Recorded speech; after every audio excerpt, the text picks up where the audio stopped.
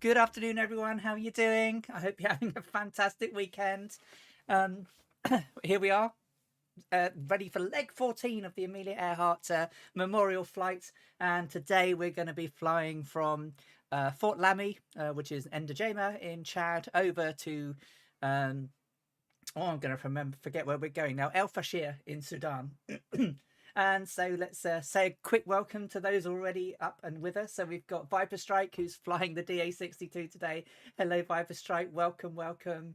Trits4, thank you so much for subscribing for 3 months in advance on Tier 1. Welcome to the gang, and I hope you enjoy yourself here and perhaps want to come along and fly with us. Kazaki Flyer, good to see you, my friend. How are you doing? I hope you're having a great day. The legend, Two Tone Murphy. Hello, how are you after yesterday? Wasn't that brilliant? I loved last night. Just the microlight flying was just absolutely brilliant. I loved it. I flew with a smile on my face for the entire time I was in that microlight. I didn't die either, which was fabulous. Papa Joe B, fabulous to see you. And my wingman, as always, Dangerous Brian. Hey, hey, hey, how are you? Oh, would you believe it? Would you believe it? Already, my have they stopped working already? As soon as people start coming in. Draco, good morning. They have. You little buggers. I can't believe it. All day they've been absolutely fine. And now they've stopped. Oh. Well, let's see.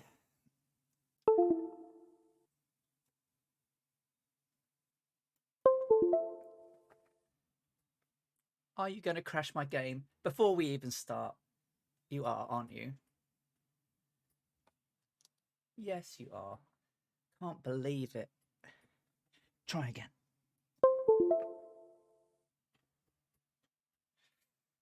Yeah, rudder issue. I'm going to send them back. This is ridiculous.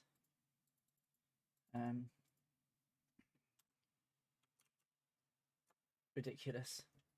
400 and odd quid pounds, and they just keep hanging up on me.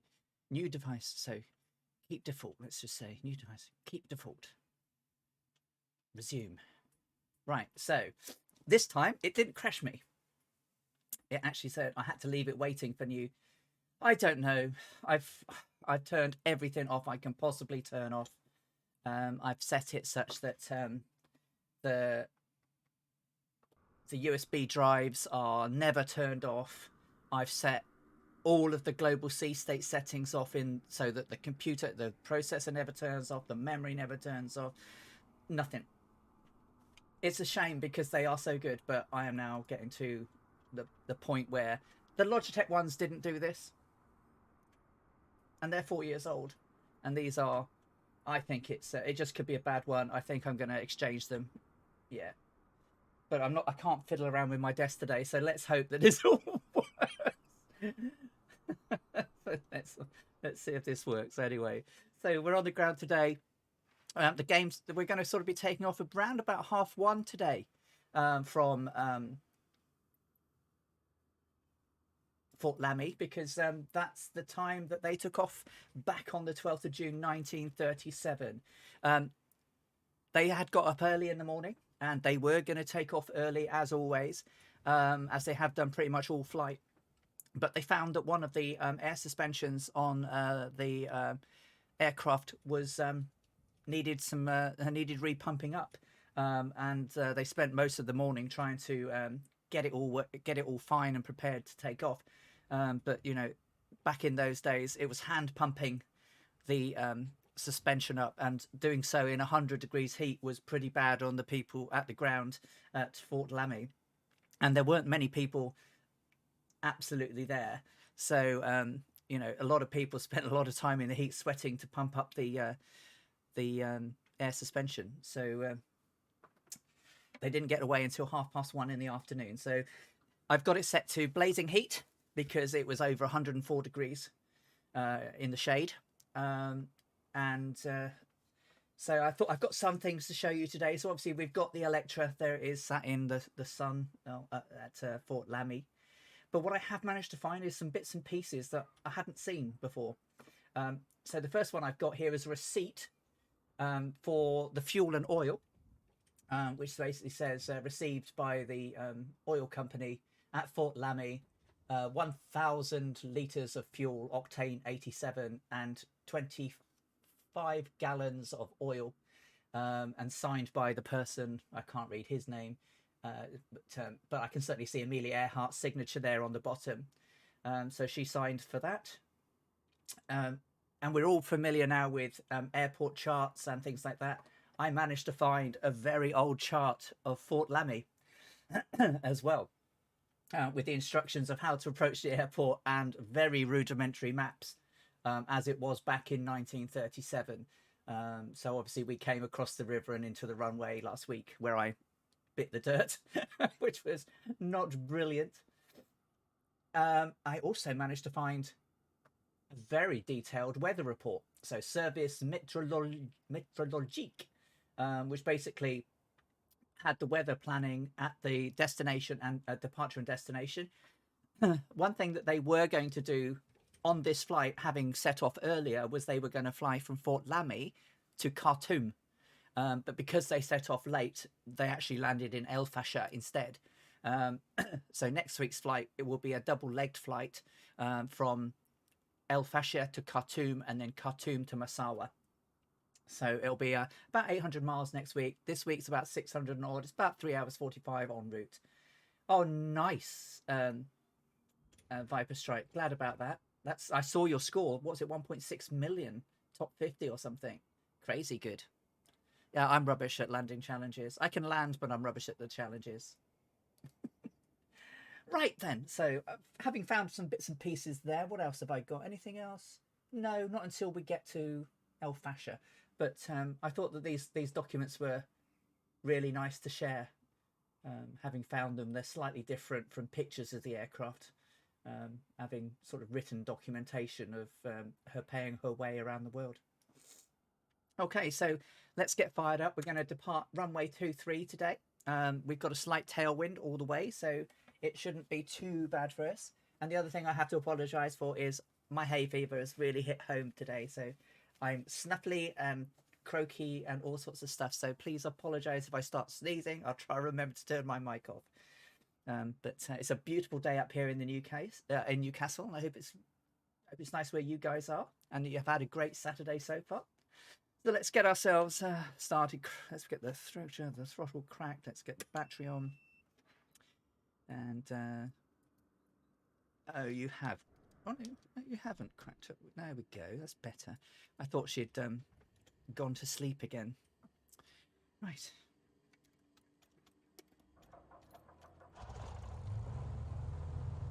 Okay, so let's just get it down to about 1,000.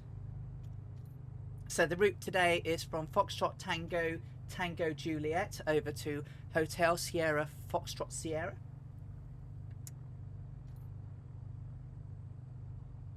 Let's get the alternator on. Some taxi lights on. We will put our alternators on because we're good, but back in the day it didn't exist. We are going to be flying at the 8,000 feet today. We're over on the North Europe servers. My server yesterday flying with everybody was really quite good. So hopefully we won't get too many stutters. But it was pretty good, yes. Oh, Brian, your case has arrived. Lovely. So you'll have a great evening this evening building your new computer. Superb. Right. So let's get that brake off and then we'll do a little turnaround and head up to runway 23. Hello, Kingsman. Welcome. Hope you're doing well, my friend. Oh, and there's Dangerous Brian right there, look, waiting for me to turn around. It's the liveries, and we've got Goblin is out there, Torhaki. Oh, where's the thingy? Oh, it's over there. That'll do me, won't it? Torhaki's out here, Kazaki Flyer, Druid Zeus, nice. Try and be a good girl and not tear around the airport. Should be a brisk walking pace, no more. Oh, thank you for following, Drums7. I hope you're doing well. Welcome to the stream. You catch us right at the beginning today as we're just about to head off to Wards. Where am I going? Where's all my stuff? Where am I going? I'm going out to runway. Yeah, that's right. I'm right in the right place. No problem. No problem. So we're going to zoom front along the runway, track back, and then there's a nice turning circle at the other end. Hey, Goblin Zeus, welcome along. I think Vibe Strike's going to be in the DA. Did you say the DA40 or the DA62? I can remember. And Brian, we've got some hills this evening. Ebac 19698. Good morning to you. I hope you're doing well. Thank you for popping in. We're just about to trundle up the runway. We're going to trundle up. We're going to take off the other way. So I'm sort of simulating her to take off. The wind's not very much, but the winds were going into the direction around about 220. So we'll take off runway 23. So we'll stay over to the right hand side and track back. On the top right hand side of the runway is a turnaround. Then we'll line up and we'll get going. Your boy QB, this is actually a shortish leg in that it's going to be around about 3 hours 45 in the air. So not a massive one. This is about 600 miles. Basically because they had to do repairs on the aircraft that took most of the morning, so they didn't take off as normal. Otherwise it would have been around 1400 miles this leg, because they would have flown all the way from Fort Lamy all the way to Khartoum.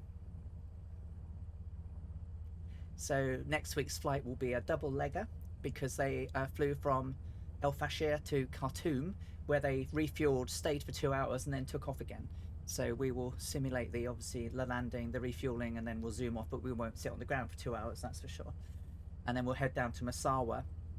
And then what that will mean is that once we're at Massawa, I'll probably do a very short Monday night stream to travel down from Massawa to Assab, which is where on the Red Sea coast, where we will take off the following week on an 11.5-hour flight to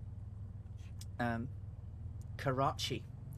So that's going to be a monster, following the southeast coast of Saudi Arabia. Hello Kian, welcome. Oh, I'm sorry to hear that, your boy QB. Oh, Dan Slater, thank you for the follow. Welcome. You're catching us just getting ready to go as we head out on our 600 miles today. Well, 607 it says, so until we get to the end of the runway, it will be about 3 hours 45 ETE. We're going to be flying at 8,000 feet.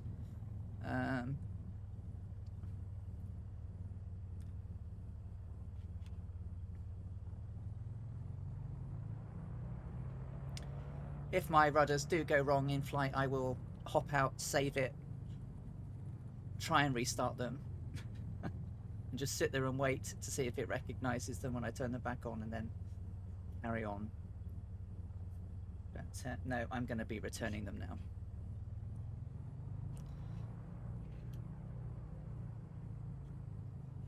And if I get my replacement set and they're still as bad, I'll just go back to my Satex and wait for Charlie's, I guess.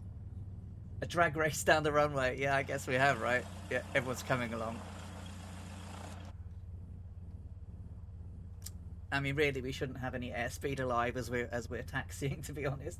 Shuffle Shoes, hello, how are you doing? Hope you're having a great day.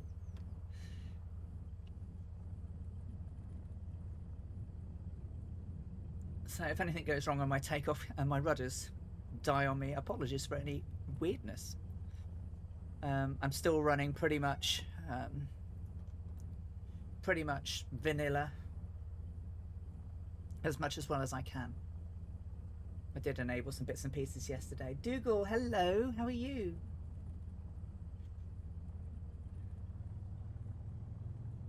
Hope you're okay, my friend. How are you doing?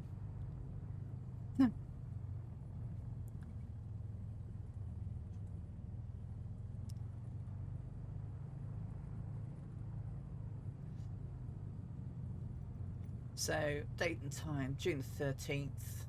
It's going to be 30. I'm going to change it to 13:30 when we take off. Cybernetic 2021. Thank you very much for the follow. Thank you. Yeah, it's a bit of a long back taxi, isn't it? It's a long runway, but hey, you know. And there's Viper Strike already in the air. I shall just do a differential turn on the runway.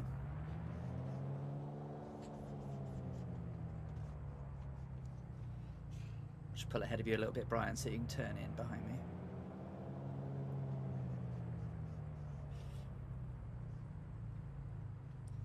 Okie dokie, ladies and gentlemen. Right, so let's get ourselves ready. So landing lights come on, taxi lights can come off, strobe lights can come on. We'll not do. I don't really need a notch of flaps either. Well, fingers crossed, my friend, that it continues to go well for you. Right, so we've got everything set.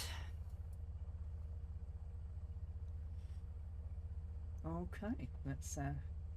Oh, that's a pain. That's a real pain.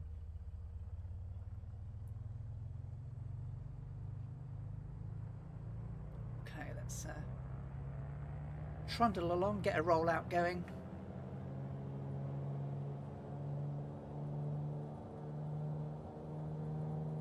Yeah, absolutely. What a pain that is. Okay, so try and keep on the center line.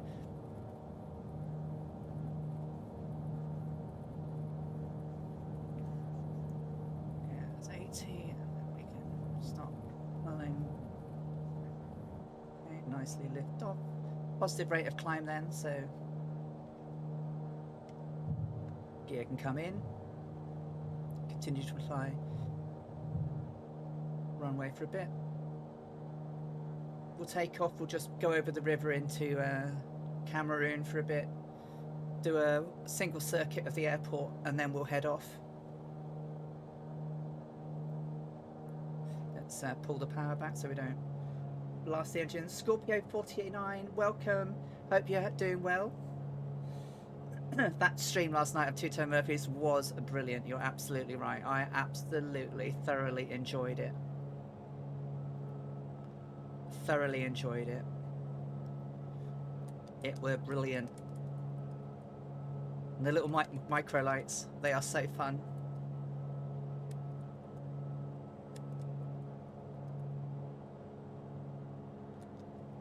Sometimes this trim is so hard to pull up. I'm looking forward to my Bravo finally turning up. The Bravo saga continues, ladies and gentlemen. It's now completed clearance, apparently. Now due Tuesday, so we'll see.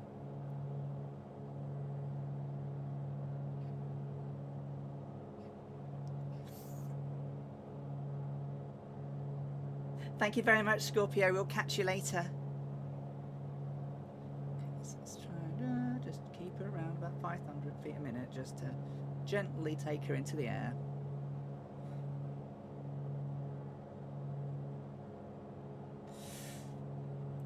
Not much was written on this leg of the journey by Amelia, because literally she didn't have what we have on the ground anymore. It was literally just barrenness, pretty much barrenness all the way, and pretty much the maps were dreadful for this part of the of Africa back in 1937. So it's having a look down on the runway. We've got Draco taking off, Viper Strike, Flying Tritz is there, Torhaki is in the air, Goblin Zeus is up. Probably only need to do one circuit and then we'll... So, okay, start to lean my engine as I come up, pull back the power a little bit. We don't need to go crazy. Yep, see you up now. Viper Strike's up. I think we're just waiting for Tritz now, and then we're good. We'll do a little circuit anyway.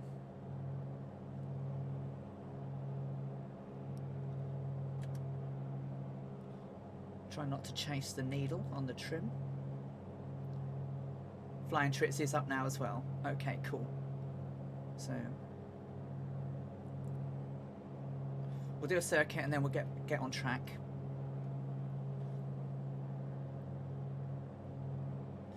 Brian, you're going for a 4K. Woohoo!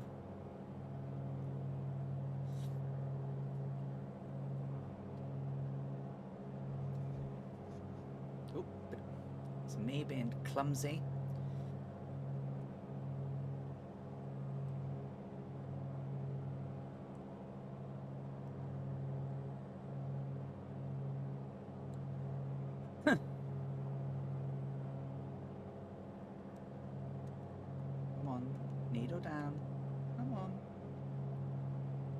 So the good altitude for this journey is going to be around about 8,000 feet. It's pretty flat until we get towards the end Viper Strike, but there are some hills to climb over, and then it drops down. We've got to drop down. So the airport that we're landing at this time is around about 2,000 feet. So a little bit more of a climb at the end. A little bit more of a climb. It's quite a steep descent into El Fasher, but what we'll do is we'll come over the mountains. We'll about 17 miles out. We'll descend down. We'll go past the aircraft. I was going to come in runway 05, but having reread the diaries today and some of the weather reports that I was able to find, we're not going to do that. We're actually going to come in on runway 23. So I haven't updated my runway command, I'm afraid. So we'll have to worry about that when we get there. Super Typhon, hello, how are you doing? Okay, just getting that all nicely done out. Okay, so we're now going to start getting on track then. So we'll come round and get on the line.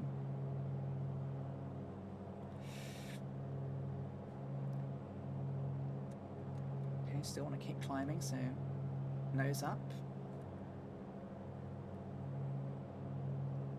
and then as we start our way up, just woke up. I woke up about 5 o'clock this morning with a pounding headache, so I had to go and take all my medications as quickly as I could, and then I sort of spent some time on the sofa with my magic hat.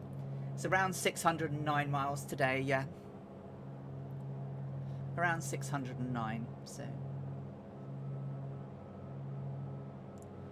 okay, let's get on the way then.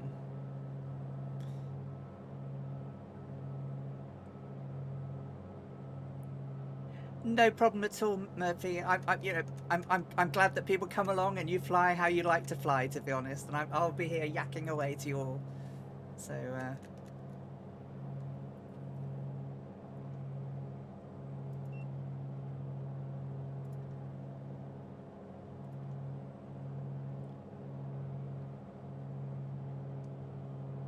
let's get some music on the go.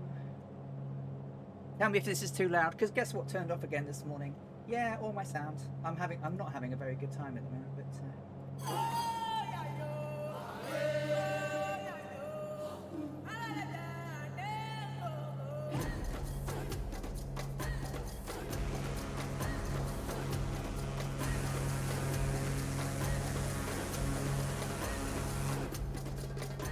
okay, 145 on the right, changing tanks now.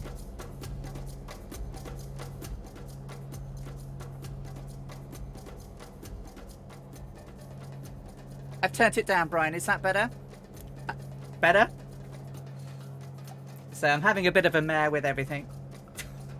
Not behaving and not playing ball.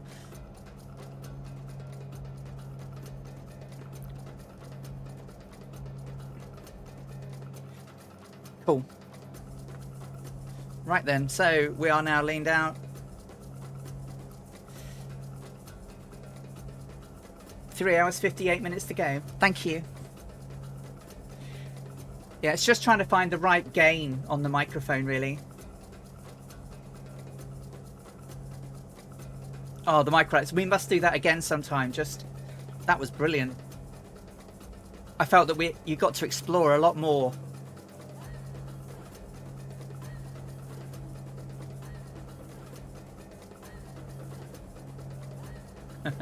Cybernetic, yeah, we're in Africa. Yep.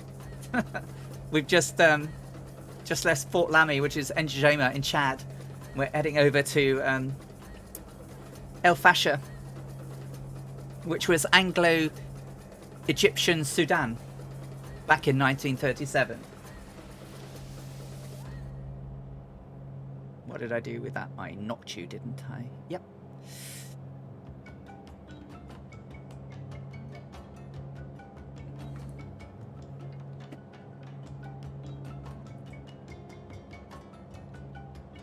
So yeah, we're pretty much, we've been flying desert now. This is our third flight across the desert, and it's pretty barren all the way. It's yeah, but back in 1937 there weren't even any settlements really. It was just desolate. So we will see a lot more than they did back in 1937, but it still retains that, you know, no-go, hard to live in area.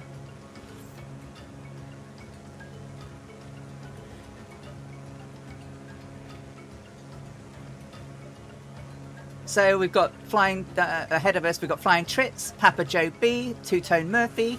Behind us, we've got Ebac, Draco, Torhaki, Viper Strike, Druid Zeus, Goblin, Kazaki, Goblin Flyer, and Dangerous Brian's out here somewhere. Brian's around here somewhere. I can't see Brian.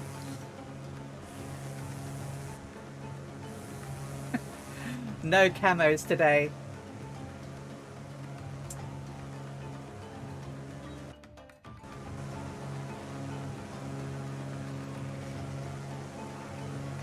Oh, everyone's moved again.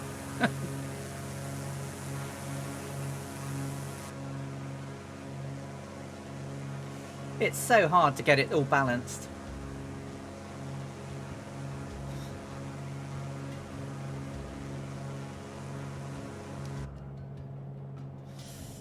Two gallons on the right till we change tanks.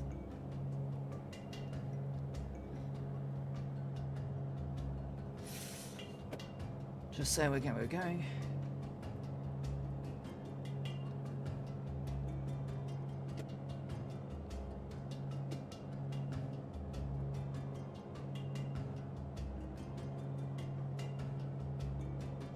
No problem, Stu. I mean, at 3 o'clock, I will go silent for 1 minute to make sure that we're doing the same as the nation. So obviously the funeral of Prince Philip is at this afternoon.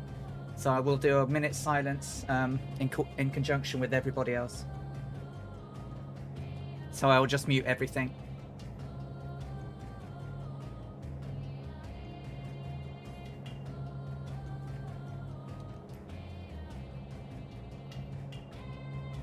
Manifold pressure, get that to 20.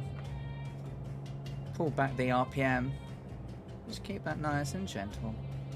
Just want to be cruise, economy cruise really today.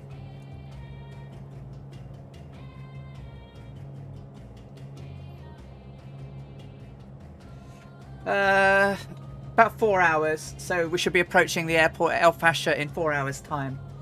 Cybernetic.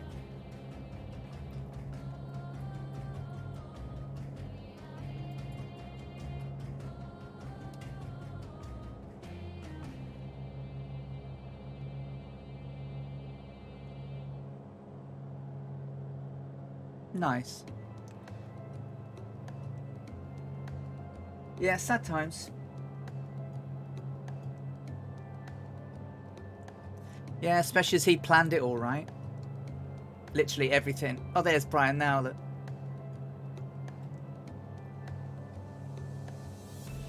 We're zooming past Brian. He must have paused.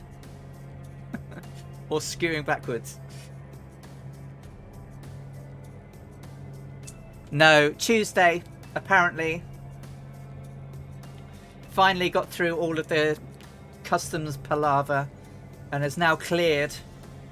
It's completed clearance, so just got to get it on a plane and into the UK now, and then up to Newcastle. It'll come into East Midlands, I should imagine. Oh, you had your air brakes on. I was like,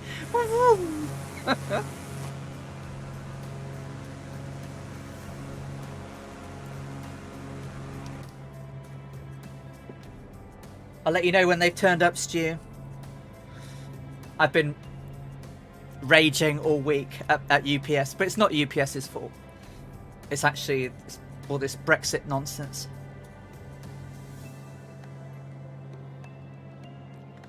.45, 46, getting ready to change tanks. Yeah, did you were up streaming till 4 o'clock in the morning? That's cray, Stu.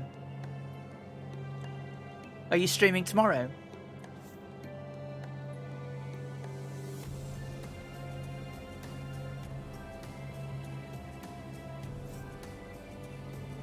So tomorrow lunchtime, well, I think it's probably a little bit later. I think you're streaming later in the afternoons now, aren't you?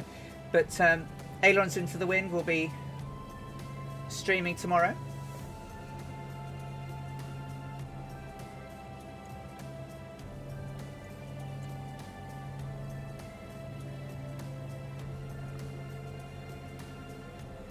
Is my bot going to stop working as well now? Which was working all lovely earlier. Why does a shout out not work? So many we can't keep up. No, it's very true. Very true indeed.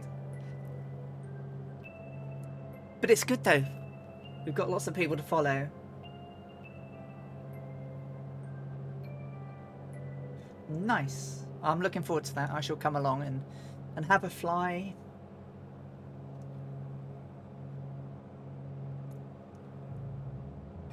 Ah.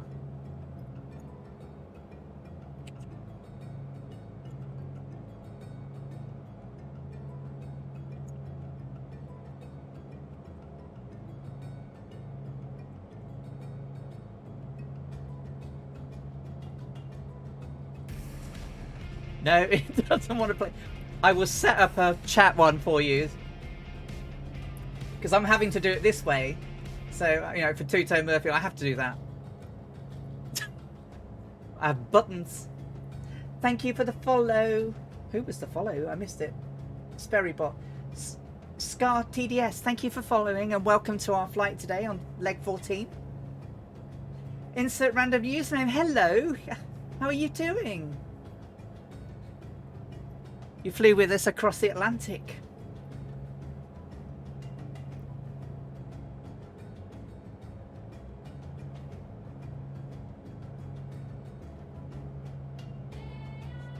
Yes, there is, Dougal, in my live streams channel over on Discord. And the route is Foxtrot Tango Tango Juliet to Hotel Sierra Foxtrot Sierra. And there's also a flight plan there if you want one.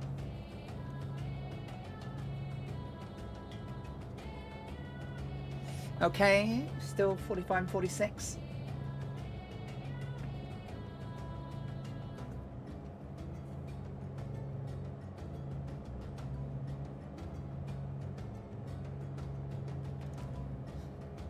That's no problem, Kazaki. But you can fly out front, whatever. I'm imagining I will have some issues en route today. So 45 and 45, it's change tanks times for those that you have them, if you're nearing.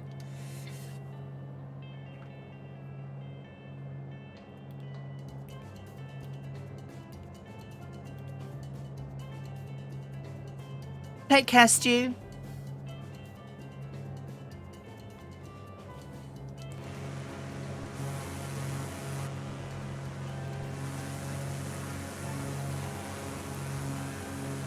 And for any of you who don't already have it, but do fly the Mooney and Microsoft Flight Simulator, you can get this livery over on twotonemurphy.com/downloads. It's a free download. The livery is inspired by the Electra and was designed by Gibbo Ireland of the Two-Tone Murphy Flying Circus. especially for our stream. But if you'd like a copy, it looks absolutely fab.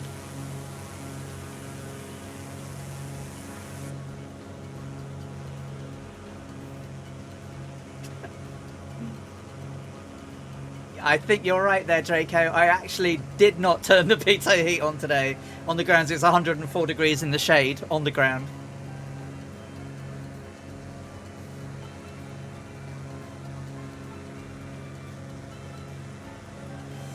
So before we took off today, we have 17,579 miles ahead of us, I believe, or 69. So we've made some really good progress.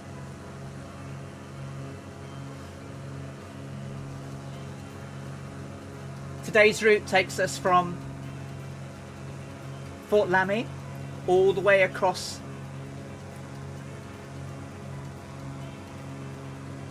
to El Fasher. Stairway to Bacon, cheers to you. Happy Saturday. How are you doing, my friend?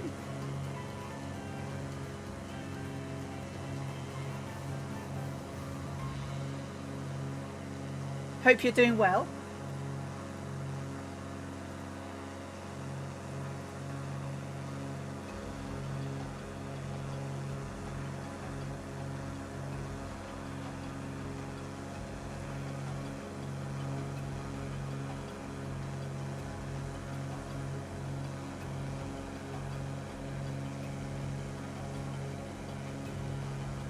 Nice. Oh, looks like we've caught Murphy up, or he's paused.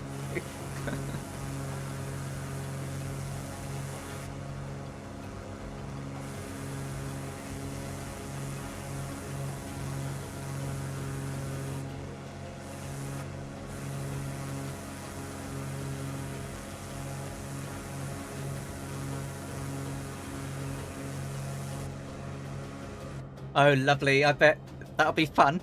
So there was no thunder and lightning when she flew today, so I haven't done any. Oh, what am I doing? I'm doing around about 140-ish. Yeah, 145-ish, 146. Which is roughly what she did on this leg.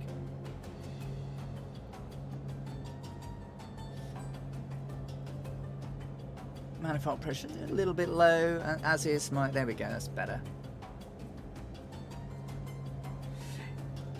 Yeah, it is. I've just pulled it right back to try it, because this leg, she was around about 140.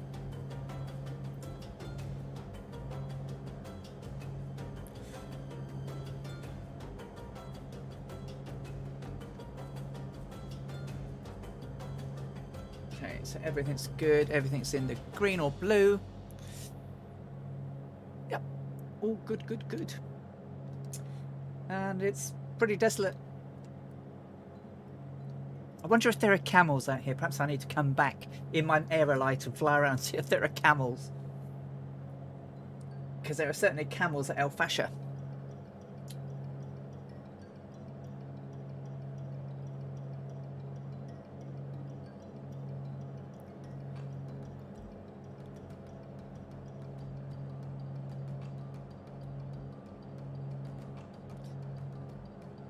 I'm so looking forward to my Bravo turning up, and then I can do all of this without scroll wheeling.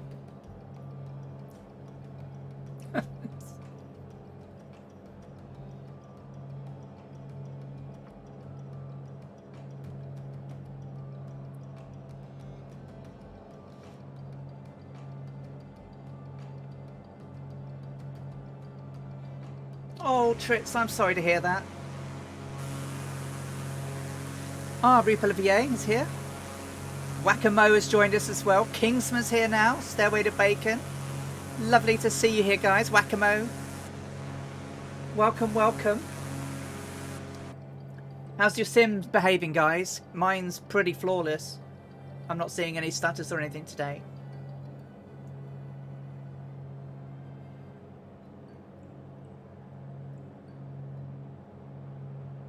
Ah, nice. The ATR.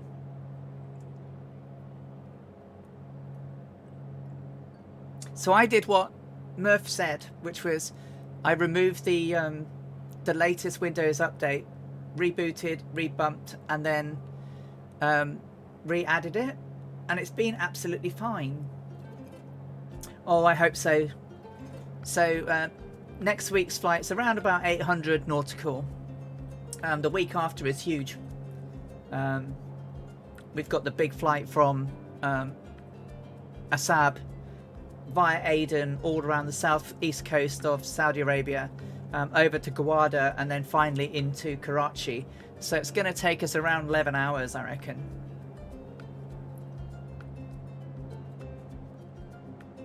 Oh, crikey. No, I reinstalled it. So I uninstalled it, rebooted, reinstalled it again. Don't know if that had any effect, but when I loaded in last night, and normally I get lots of stutters with everybody, I've set my, just in case, I've set my refresh rate down to like 30 frames per second, just so that I don't overdo it.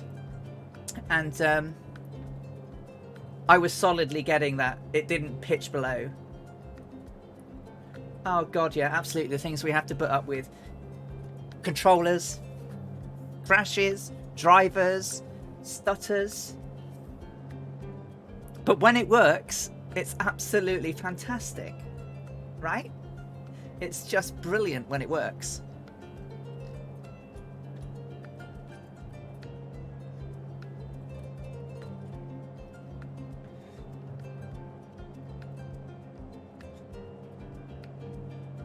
Yeah, I've also what I've also done is I did put the hotfix on as well last night. But I put the hotfix on after I'd done the Windows update. But I'd done that during the day, so... I don't know if it's had any effect, but when we flew Wednesday, it was awful.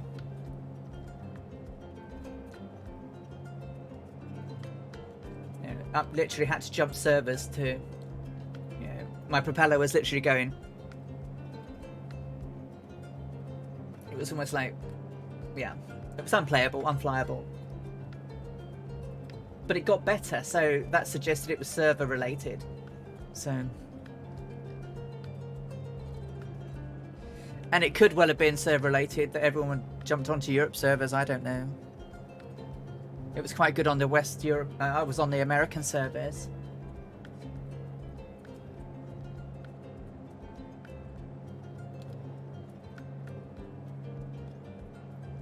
Okay, 3 hours and 10 minutes to go, ladies and gentlemen.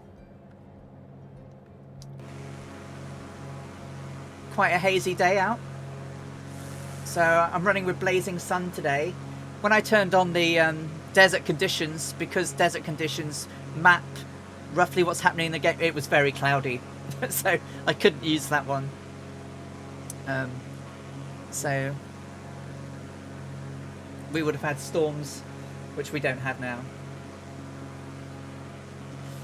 So, Dougal,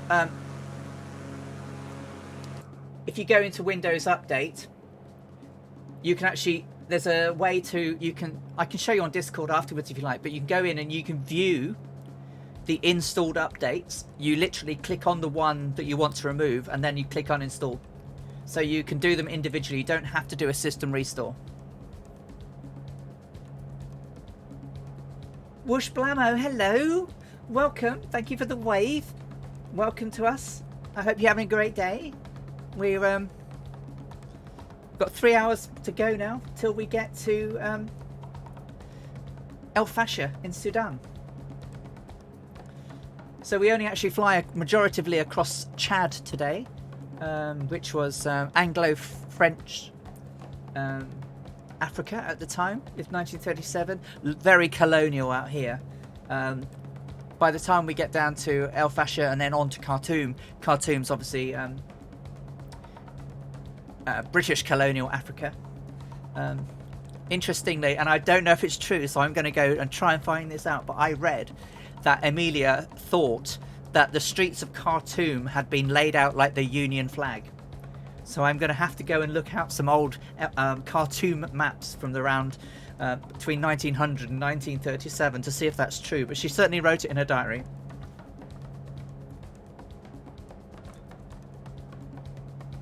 Famous for the Battle of Khartoum, where General Gordon died. An interesting side note, my father went to the Gordon's boys' school when he was younger, a very militaristic school that was founded in the honour of General Gordon, who died at Khartoum.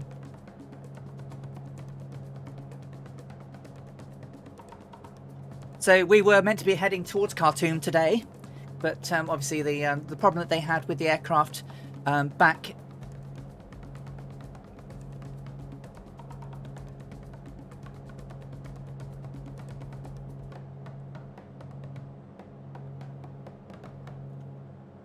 Yeah, I haven't got that at the moment. I'm being a good ally and trying to keep her... Whoa. Try to keep her... that was me, just sorry. Resting my feet on my rudder pedals just to try and keep them to do something, and then... Heavy-footed clod that I am. I'm trying not to do too much on the... Dougal, she did this back in 1937. So the date today would have been Sunday the 12th of June 1937.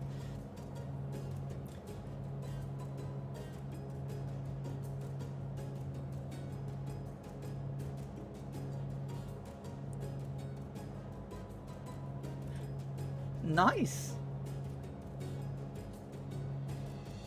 Yeah. Yeah, Khartoum was... Yeah, it was a pretty epic battle.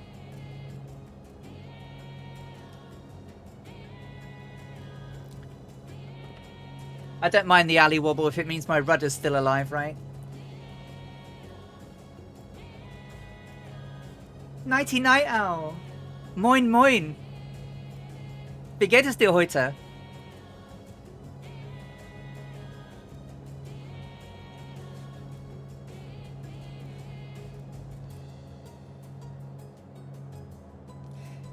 I hope you're doing well today, Nighty Night Owl. We are 3 hours and 6 minutes out from El Fasher. Now, today it's all it looks like it's all... Oh, I'm tired. Not bad, only tired. Well, I hope you feel more with it later on, 99 Owl.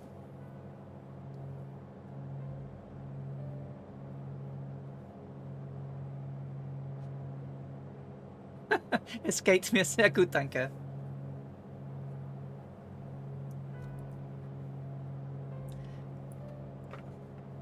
We haven't really seen proper alley rage yet. I was close to alley rage last week. We're on North Europe, 99 Owl. Yeah, if you get an engine fire, it would be good to see it.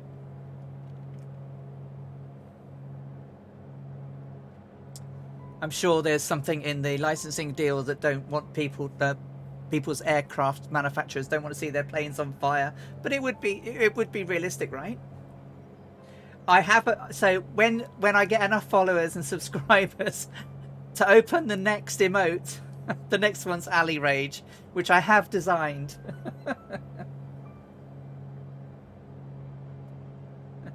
Breathe, lol, breathe, lol. You should have seen me earlier this week when my Bravo cleared the first stage of your shipment is pending government release and it could take 10 days. So saying, aha, preparing for clearance. And then I got another one saying it is now held up by your government agency and could take another 10 days. And I was just like, steam coming out of my ears. It was like flames out of my eyes. I was not a happy bunny. I literally stomped away from my desk and had a bit of a tantrum. Oh, you found my left wing. Ah, there you are. Oh. So we're on North Europe server, 99 Owl. There should be a few of us here now. We've got Dangerous Brian, Ebac, Kingsman, Flying Trits, Ripe Olivier, Wakamo, Whoosh Blamo's here as well. Papa Joe B, Two Tone Murphy, Loads of other people. Stairway to Bacon, Dangerous Brian, Kazaki Flyer, Whack-A-Mo.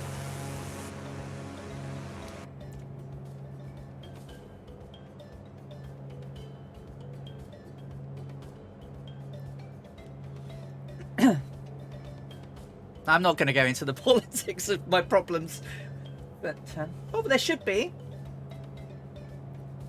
North Europe.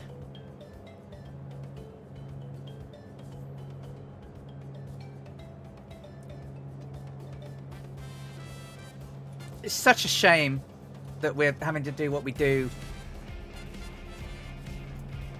Oh, Seabull4, thank you for the follow. Welcome. I hope you're having a great day, morning, evening, wherever you are. Welcome to the Amelia Earhart stream. We're zooming along through Africa.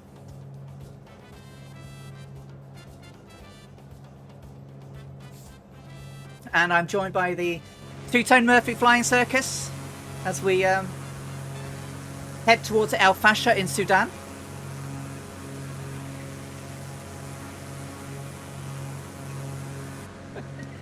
Indeed. So you've managed to get autopilot in to stay up with us up there in the big airliner. Interestingly, you are in an airliner and I'm not getting any stutters. I don't know about any other people. What are you flying? Is that an airliner or is that one of the Cessna jets?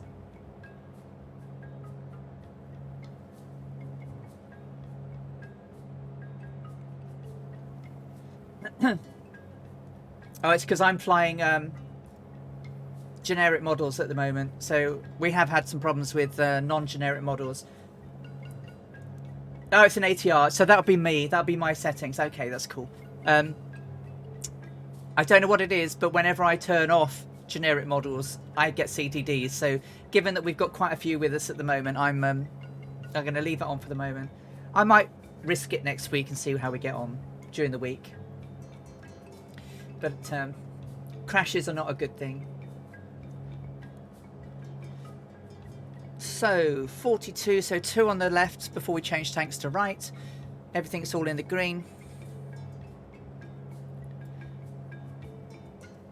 A bit more deserty out that side, look.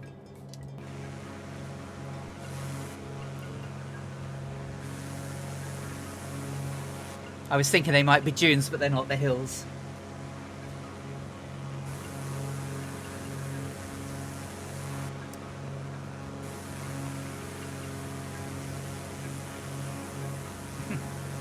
But a humble ATR 72-600. Nice. Good question. Nice night out. Give me a moment and I'll check for you.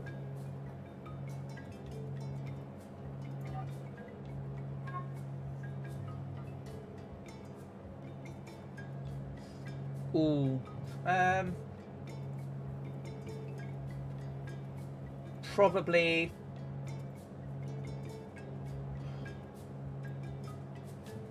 Probably Foxtrot Tango Tango Kilo, because that's the one we're heading towards, but that's a little bit ahead of us.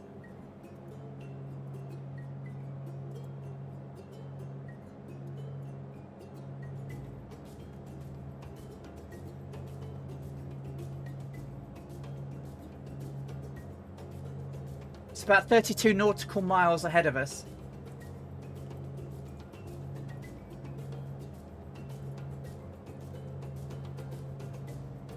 Foxtrot Tango. Did I say Kilo Kilo?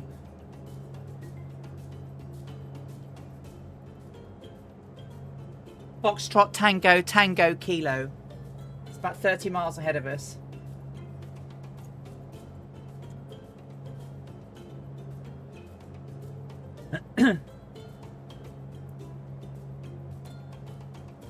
Oh, hills are not far, so we start seeing hills soonish, but they don't get high. So we see hills in about, when we've covered about 172 miles, the landscape starts to climb. The highest peak really we'll see around 441 miles, and then it gets to the big one. It's not that big really, but it's still 5,390 feet above the ground, so we should clear it easily, but there will be hills. And then as soon as we've gone over that, it drops down very sharply down into El Fasher.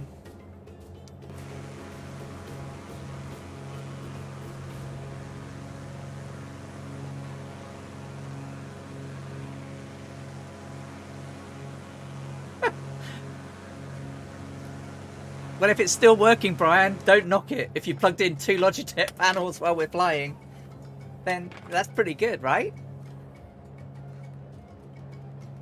It didn't die on us. 41. Getting ready to change to the left. I'm going to get me away for a bit and concentrate on the aircraft and the flying.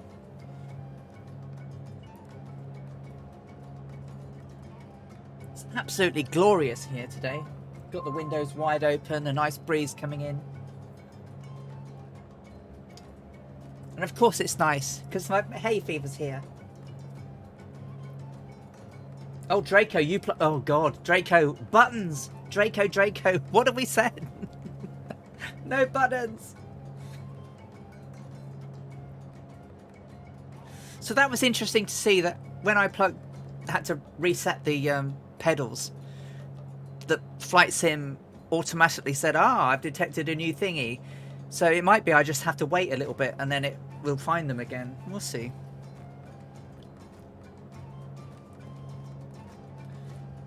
I still have suspicions it's the AMD drivers for the USB. For the... Oh, did we cross a server zone? Whoosh. There's Pate. Hey Pate, how are you doing? Lovely to see you. If you're in VR, you probably can't respond. Dangerous Brian's my wingman on the port side there.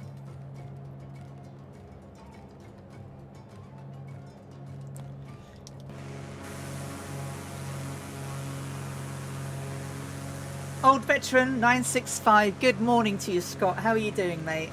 Hope you're doing well. So we have Scorpio ahead of us.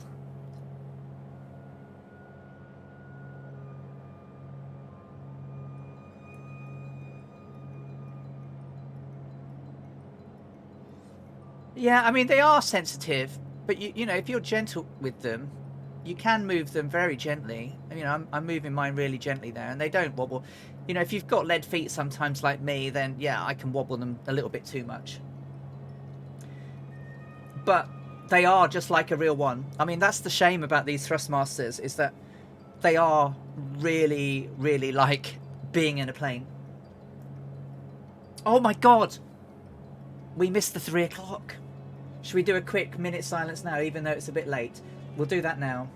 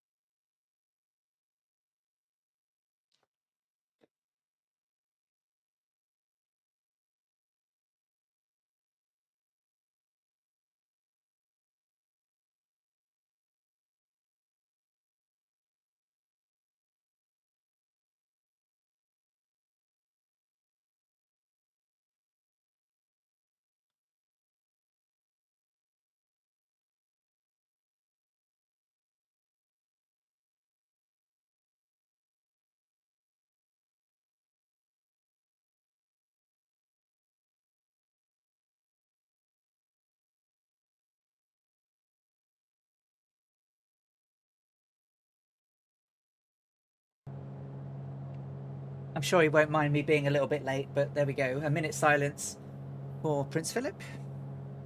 I'm sorry, Prince Philip. I was 5 minutes late. Oh, that's good to hear, Pate. I haven't tried mine since the updates. So, I shall probably go and have a bit of a fly this evening as well. Try some VR. Might actually do the fly around a bit more of the safari area in VR. Okay, 40 on the left, 45 on the right. Changing to right fuel tank now. Okay, 503.9 miles to go. 2 hours 53 en route.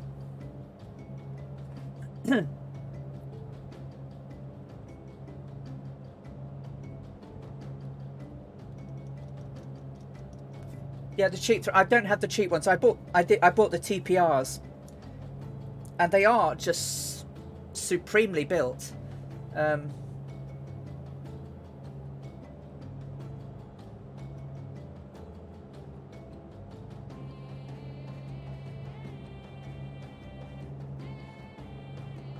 Cybernetic 2021. So, how do I remember them all?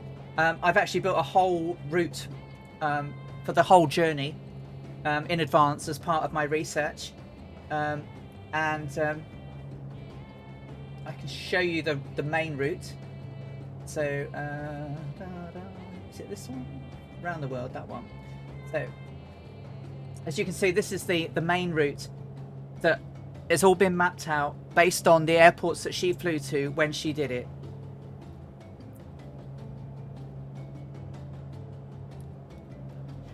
Nighty night owl, do a quick jump off to one server and jump back. So we flew from Oakland down to Burbank, Burbank to Tucson, Tucson to New Orleans, New Orleans to Miami, Miami to San Juan, Puerto Rico, and then from San Juan, Puerto Rico, she flew to Carapito in Venezuela, but there's no airport there at all now. So we flew to Mataran, which is the next town over. It's not very far away, it's about 15 miles. And then from Mataran, she went down to Paramaribo in Suriname. From Paramaribo, she then flew to Fortaleza in Brazil.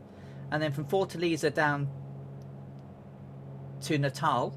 And then Natal, she flew across all of the Atlantic, was meant to get to Dakar in Senegal, but ended up at St. Louis, Senegal. So then she flew from St. Louis to Dakar. And then from Dakar, she was meant to go to Niamey, but she didn't. She actually had to go north to Gao in Mali. And then from Mali over to Fort Lamy, which is now Njajama. And that's where we set off from this morning. So we're now going from Njajama to El Fasher. And then eventually we'll go from El Fasher via Khartoum down to Massawa, Massawa down to Assab, and then we're going to have to fly all the way over past Saudi Arabia, over to Gawada and into Karachi in a single flight. So at this point where we are today, she had spent 12 days traveling from Oakland. So I've got it all mapped out. So each leg is all documented and written out, and I have notes of where she went, where they went through. I've got pictures, newspaper articles, diary entries. I tried to recreate the time that she flew and the weather where I can find it. It's not all there, I'm afraid. Some of it's very, very hazy, even in her diary. The flight from this part of the flight, she didn't document anything. She does a bit more when she gets to Khartoum. So we'll have a bit more to talk about her diaries then. But we do have some pictures, which I don't know if you saw at the beginning. So I showed the picture of the aircraft back at Fort Lamy. And we found the notes for the fuel receipt. So she paid for 1,000 gallons of fuel. The actual Electra could hold 1,151 gallons. And we've got the map of Fort Lamy, which is, you know, you've got air charts, navigation charts you see now in Jefferson and things like that. Pretty much handwritten drawings. The weather report that she got at Fort Lamy was meant to take her to Khartoum. And obviously I'm in a Mooney, but Mooney wasn't the Electra. This is a picture of the Electra from the film Amelia that also did quite a bit of the flying around the world. But we're flying in a Mooney because that was done on the 80th anniversary of her flight back in 2017. Be back. Okay, enjoy yourself. Have a fantastic breakfast, and thank you for flying so far with us, and I'll see you later. Oh. Yeah, we may turn up. I mean, I don't want to press too many buttons myself, Nighty Night Owl, because you know what happens when I press buttons. Have all sorts of issues.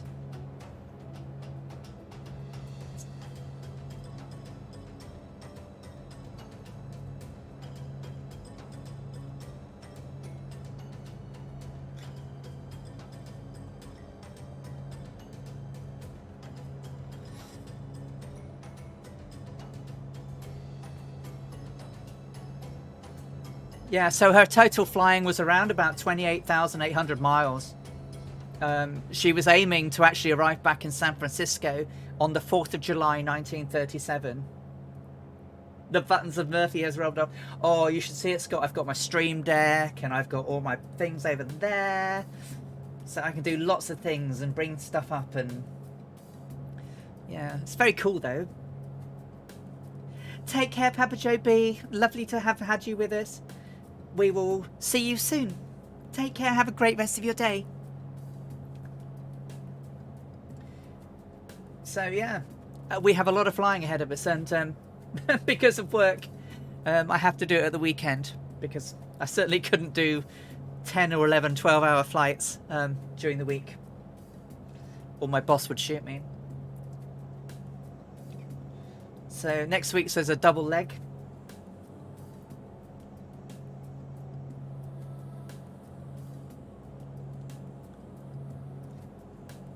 Well, I've really enjoyed it, Scott. I mean, I'm not doing it for anything other than to, you know, share the journey, share the knowledge about Amelia, do some group flying with my friends.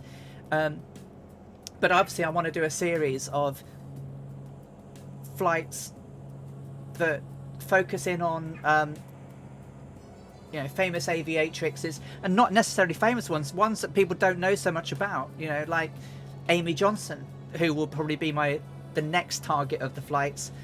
Where she flew from England to Australia. She was back in the 1920s. So I'm going to probably have to do that in the probably going to do that in the Waco, because she did it in the Gypsy Moth or the Tiger. Well, I can't get it right. It's the Gypsy Moth, I think she did, and that's not in the game yet. While I wait patiently for Wing 42 to come out with the Vega 5B. Which is the aircraft that Amelia flew across the Atlantic in, and when I get that, then I'm going to do a load more of her flights. So we'll recreate her Atlantic flight, we'll recreate her flight to her Honolulu, we'll do her east-west and west-east Grand Circle navigation of the United States, and then her record-breaking California through Mexico flight as well. So try and bring some of that to the table. And I'm researching a few more lady aviators so that we can celebrate their journeys as well. And it gives a bit of a differentiation, really. A lot of people focus on, you know, male aviators, and it'd be nice to get some knowledge out there of what the women in history did. I see Nighty Night Owl, you posted something really interesting this morning, and I've started reading about her too. She seems amazing. So I will be looking in to see if I can do some stuff for her, because she flew all the way to Australia as well. Okay, insert random username. We'll see you in a minute.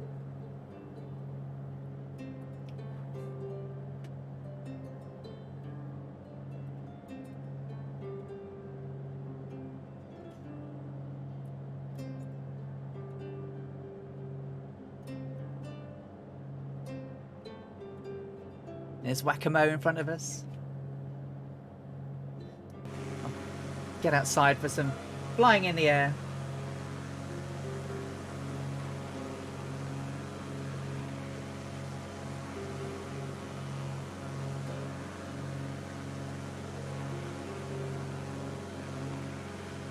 Oh, absolutely, Cybernetic 2021.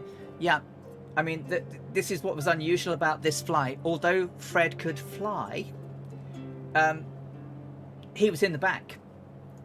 He was in the back of the aircraft, and if anything had happened to her, it would have taken him some clambering to get in there, and it wouldn't have been instant. And I know that they were flying at 8,000 feet, but it don't take long to hit the ground from 8,000 feet. I don't know if I've got the picture. Have I got the picture? I can't remember. Yeah, I do. So I don't know if you've ever seen this picture before. The guys here have flown with me have, but where Amelia's legs are pointing, that's to the cockpit of the Electra, and these are the 11 fuel tanks, or the 6 extra fuel tanks that she had in here. The aircraft itself had 12 tanks, and most of them were inside. And you had to crawl over all of these to get into the cockpit, and the cockpit itself wasn't particularly massive. As you can see, she called it her cubby hole. So if she was slumped over these, then there wasn't much room to get in there for him to get past. He was a pilot in his own right. Do I have a colour picture of the cockpit? And this is what this is based on an Electra cockpit that's of the Electra at the Seattle Museum of Flight. And as you can see, again, it's it's quite cramped in there. Certainly didn't have all of that horrible stuff in the way that they had to clamber in and out of. She doesn't note much of the time of how much Fred did any flying, if at all. So the only thing I can't ever say is I don't know if he ever flew. She relied very heavily on the Sperry auto-gyro pilot, which did a lot of her flying for her, and it was a device that basically allowed self-leveling, self-altitude, self-heading, so she could set the heading, set the altitude, set everything she wants, and it would just auto-fly. So she had a very early version of the autopilot, and it did a lot of that while she was sat writing or using the voice telephony to try and communicate with radio stations. Unlike a lot of pilots and navigators of her time, neither she nor Fred could use Morse code. So they had a radio telephone, basically, which was still not very widely used, and they were using that over UHF to try and communicate with people around the world, to load in their navigations, given that they didn't have very many maps at the time. The maps that they had for these areas were literally nothing. And Amelia thought it would take them decades to map the entire African continent just to be able to allow pilots to fly over it. Doing the standard potential plane as a critical damage and as a flat spin, yeah.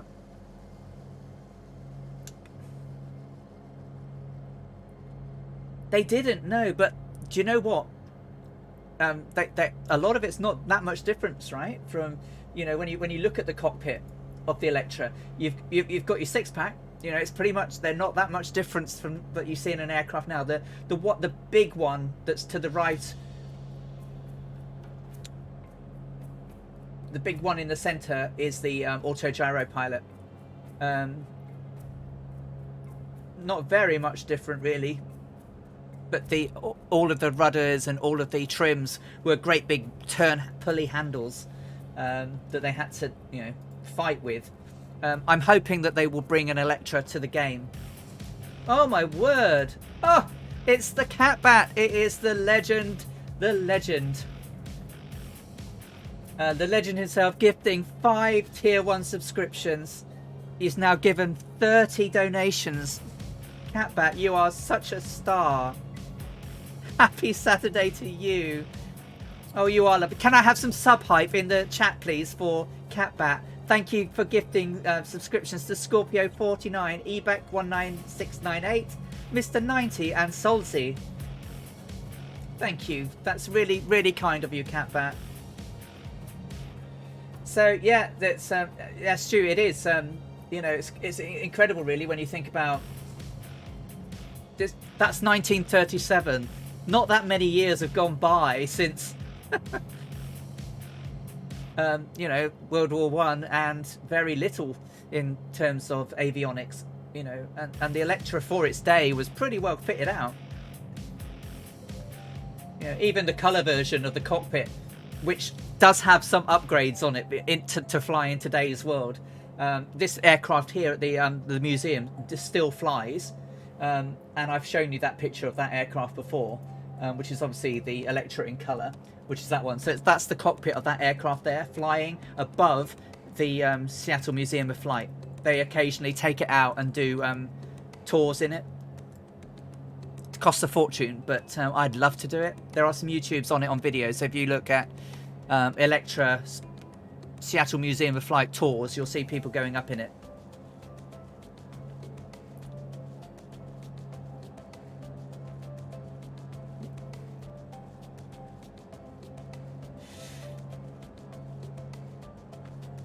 Yeah, they absolutely do. I mean, they were carrying very little in terms of safety devices. So obviously the engines were fitted. Well, not obviously. One of my favourite words is obviously. I know that they actually were fitted with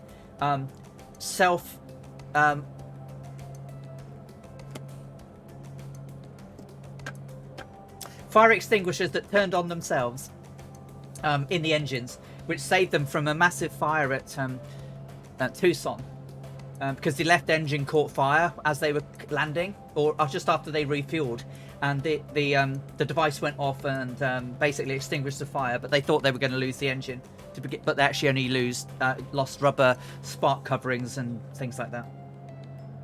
They were very lucky. So they really only had that, parachutes, and a raft. And I believe they ditched the parachutes and the raft when they left from Lay in Papua New Guinea, because they didn't think that the parachutes would do them any good. Although I'm surprised that they ditched the raft. Although, given that it would have taken some clambering to get out of that cockpit. Oh, thank you for following, Bandy Bandwagon. Thank you. Catbat, you are such a star.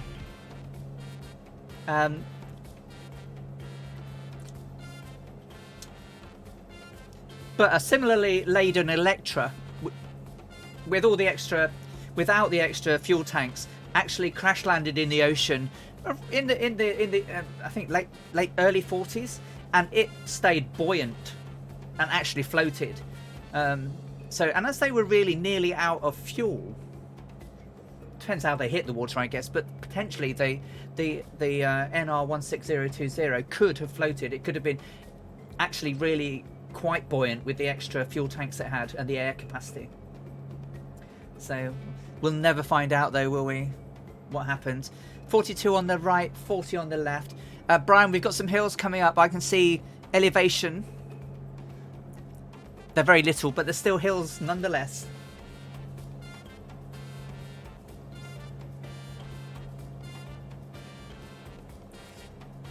But I was showing earlier on, Stuart, that I found the fuel receipts.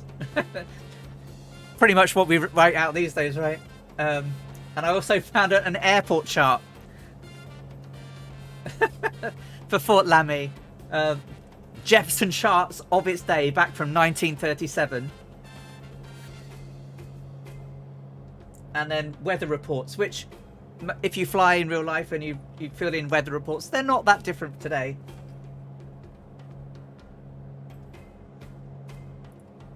Oh, fantastic, Dougal. Well, don't thank me. Thank Mr. Murphy. Two-Tone Murphy was the man that recommended that people take that out and back. It is such a mystery what happened to them. I don't subscribe to any theory other than I think that they ran out of fuel, they missed where they were going, and perished in the sea. Yeah, exactly, right? I'm glad that's working for you now, Dougal. So yeah, it's yeah, I can show you this as well. So landing fees, we all think this is a common thing today, right? No, back in 1937 you had landing fees, and this you can't really read it, but scrawled on in pencil is the wholesome charge of $10 American for the landing fees at Fasher for the Electra. Now, $10 back in 1937 was quite a price.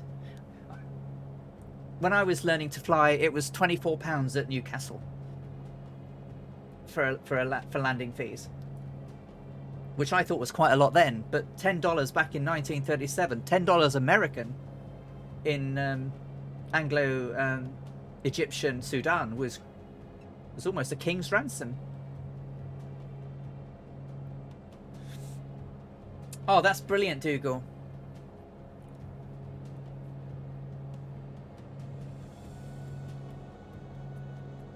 Oh, nice one, Stu.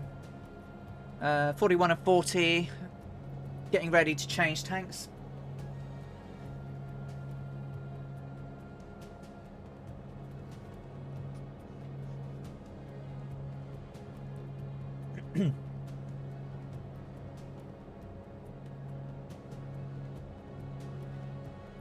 Well, given that back in the day, Fasher Airport was... Fasher had 4 roads. And 3 of them were impassable to sand. So it wasn't like it was a metropolis of the world. And the airport had an 18-foot hedge all the way around it. Not to keep the aircrafts in, but to stop animals just wandering into the airfield. Whack-a-mo's upside down, look at that. I'm sure they do, you know. But still, $10 American back in 1937 was a lot of money. And at each of the... I mean, this was at all of her locations, she had actually sent fuel. So what I couldn't find... So she had enough fuel on board to get to Khartoum. So there were no refueling fees at El Fasher because she wasn't meant to land there. But we'll talk about what they did when they landed when we get there.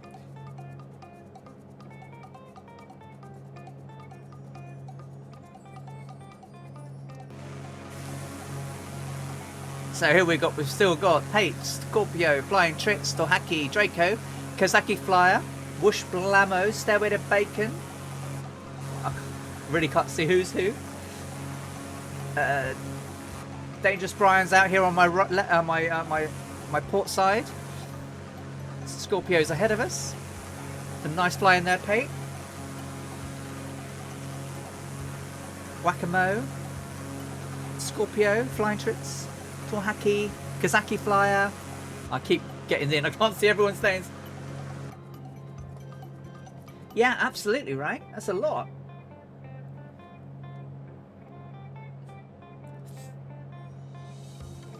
Please forgive my sniffling. It's the hay fever. $183 to land at El Fasher. That's incredible, right?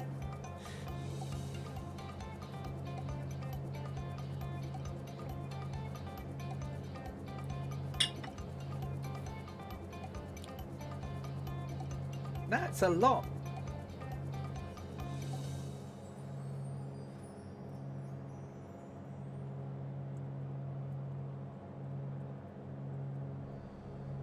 That is a lot.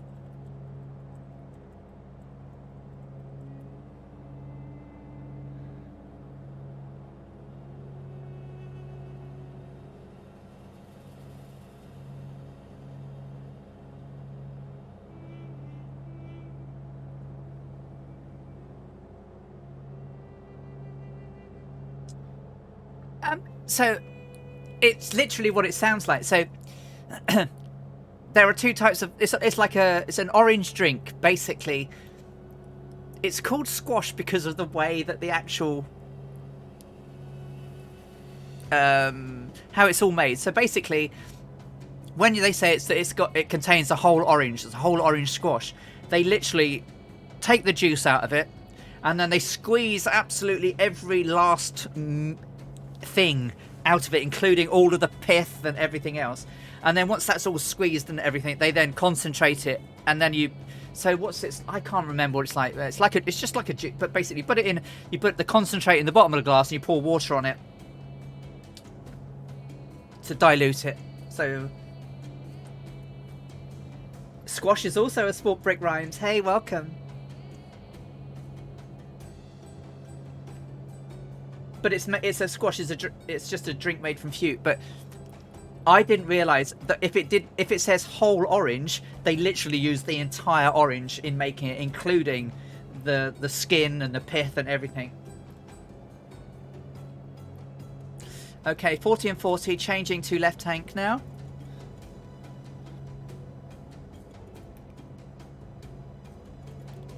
25 minutes, 25 each one. It's, I guess, have you heard of the term cordial?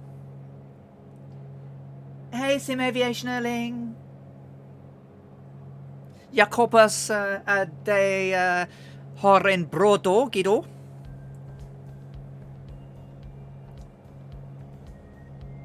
Well, that's orange juice smooth or squash. This is literally like a Robinson squash.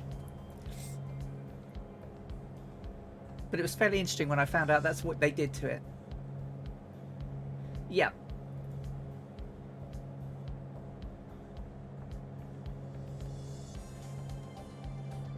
It's not as quite as long today as we normally fly, but still, remember to take a break.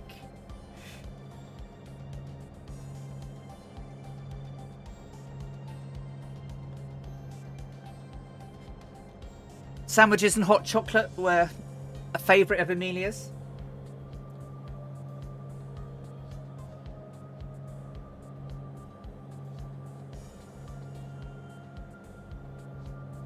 So we have 2 hours, 27 minutes and about 427 miles to go.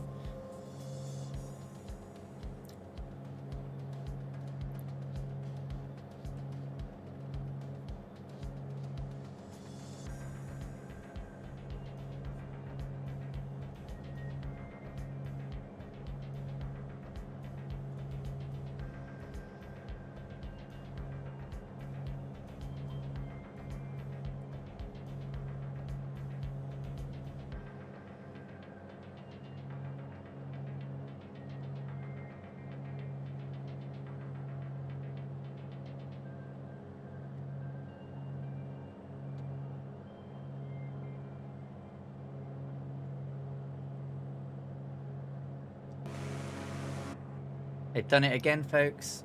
My rudders have died.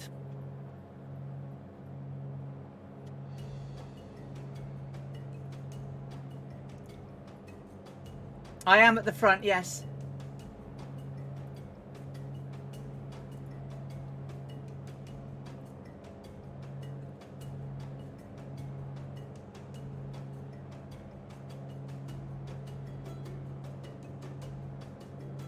Just give me a moment, guys. I need to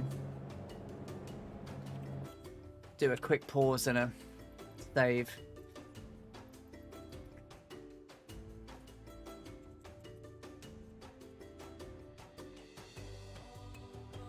Yeah, it's rubbish, Stu. Yeah, it's terrible, mate. I'm gonna send them back. Alright, so there's the turn off. If I crash, I'll come back in.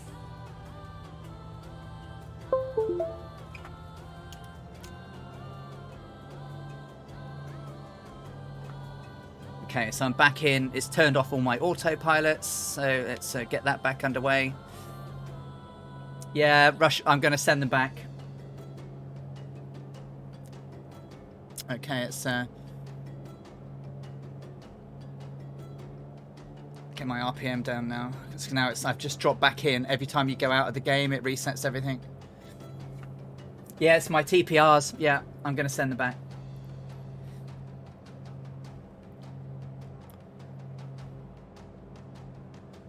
Yeah, they were expensive, and I expect them to work, and they don't. None of my other devices just turn off. And I've been using them. You've seen me do this and wobble the aircraft from time to time just to try and keep them alive. Literally every USB device on my computer has been set to do not let this be turned off. In the BIOS, the C state's been turned off. Literally, if my CPU was to fail, yeah, I think it's so I'm going to ask them to replace them. But if that doesn't work, then I'll send them back. No, they haven't replied to me at all. I have logged a ticket with them, but nothing yet.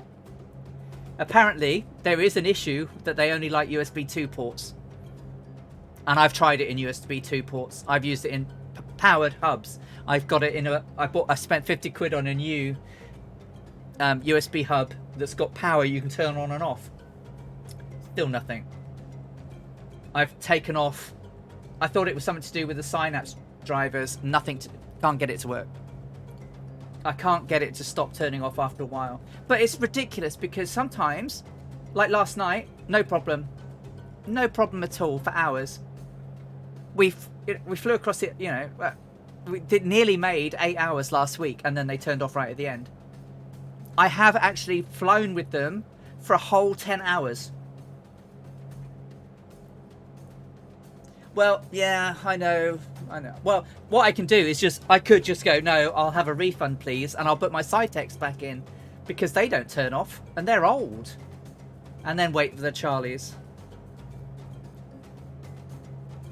Yep, I've got them. That's exactly what I've got. Old veteran. Yeah, Stuart recommended one to me, and I can turn them all on and off by pressing a button, each one, which is what I just did there. So, I better change to my right tank, actually. No, I don't. It should be left tank. That's where I've changed. Yeah, so I'm a little bit annoyed, really. Well, I'm disappointed, I think is the word, because they are so good. But, they cost a lot of money, and they can go back and I'll try a refund. I've tried everything now, so I think I'll ask for a replacement. So I've got a little bit of a beef with Honeycomb at the moment. I love the yoke I have. But, myself and Stuart, or Ailerons into the Wind, we've both been ragged over getting hold of a Bravo. Poor old Stuart ordered his back in February 2020 and still hasn't had his. I ordered mine in April and I still haven't had them from the original supplier. We both put orders in with Aerosoft at the end of December, I think, early January. And we are getting... Well, I'm getting mine hopefully this week, but it's like nearly a year.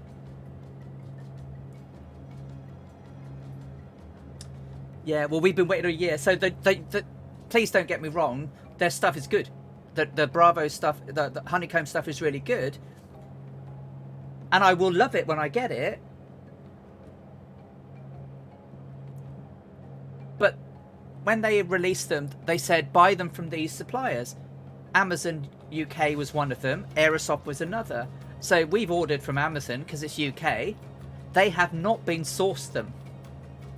And then Honeycomb sort of said, well, we've got most of our orders out now, so here, we've got some available on our website. But still, they hadn't sent them out to resellers. So it's like, well, what about all the people that ordered them from resellers because you couldn't buy them directly from you in that country? And they didn't do it. So a little bit miffed that I had to go to another seller. And we've waited, well, poor Stuart's waited over a year. And, I've nearly got mine, but it isn't here yet. Shipped on the 9th of April. Should be here Tuesday.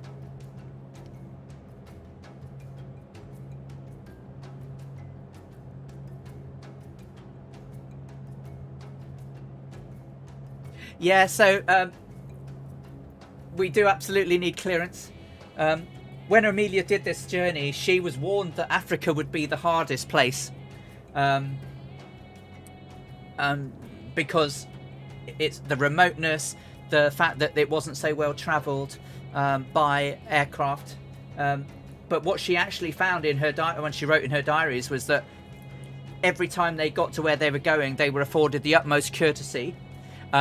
That they pretty much sailed through all of their landing and leavance clearances, departure clearances, and literally wasn't a problem whatsoever, despite them being warned by everybody that it was going to be a hideous nightmare. They didn't even check stuff half the time. Well, I am really glad for people, Brick, that can go into a shop and get them. I have had some alley rages when people have been able to get them and we've still been waiting. But, it's not on them. It's not the people who've managed to get them. It's the fact that Honeycomb could have handled it better, but they've never responded. Even Honeycomb haven't responded to questions I've asked them. It's like, well, why is it that Amazon cannot ship them when they were a designated distributor of your product when you launched it? Yeah, so you can probably understand how we feel, right? It's like, I'm glad that people can get them, but I'm not glad that I can't. So I'm hoping that they've learnt their lesson with the Charlies, but we'll have to see. I don't know. I really don't know what's going to happen with them. But yeah, it might be. I'll send these back. I do love these. I mean, that's the sad thing about the TPRs. See, they've gone again. Look, I'm now moving my feet like crazy, and they're absolutely dead. Nothing.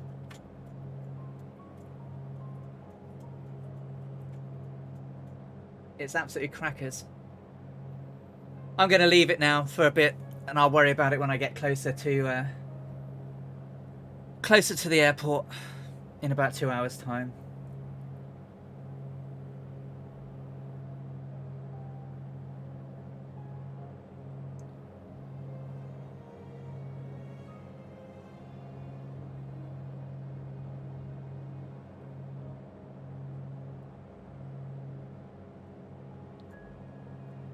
Is that finding out about the Charlies?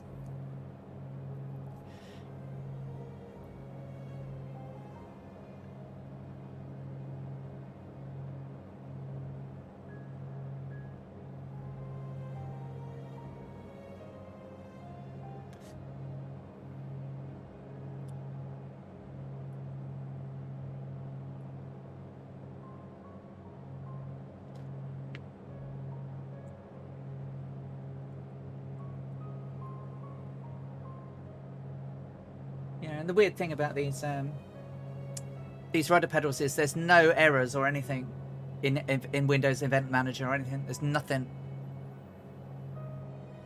No errors, no nothing.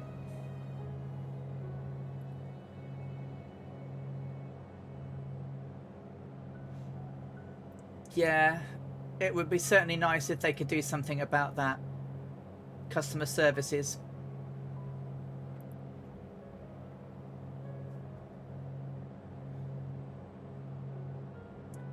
Yep.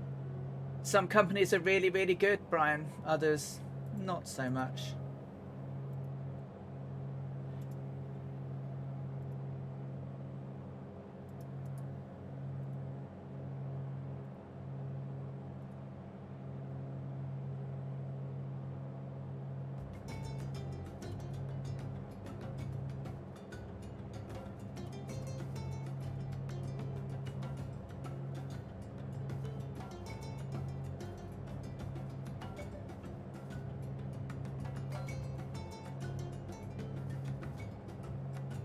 Exactly.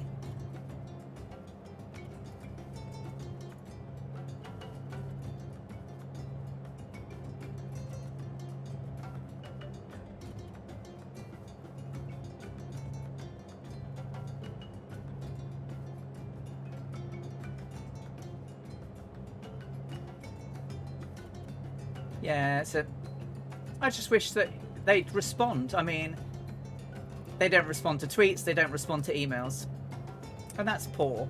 So it's like, well, what happens if this is how you respond before I've got a product? How are you going to respond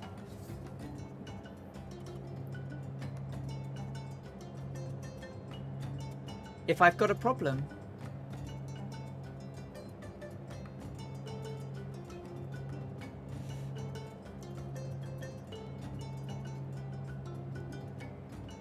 Oh, I wonder. Hang on a minute. Oh, hang on a minute. I wonder.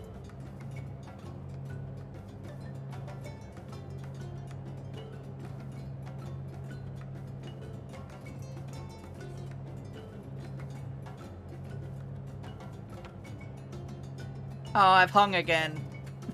No. Oh no, I haven't. I'm back. Wow, I'm back.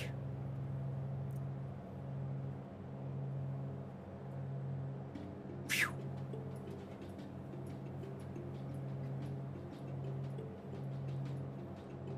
Scorpio, is that with the is that with the default G1000, or are you using the working title mod?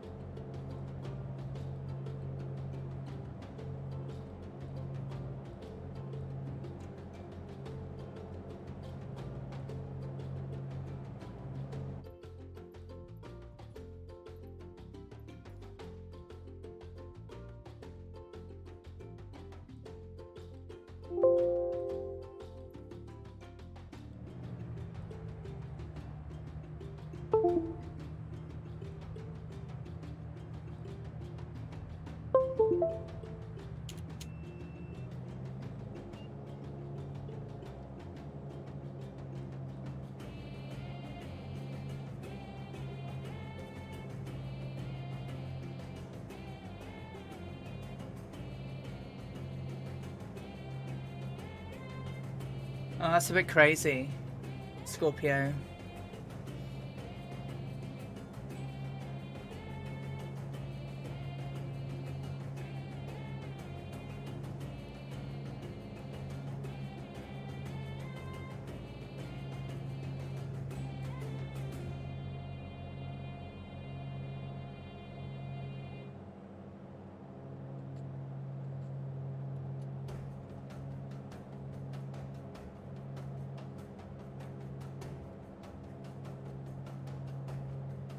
Well, I think I paid about £100 over the odds for my graphics card, Scott.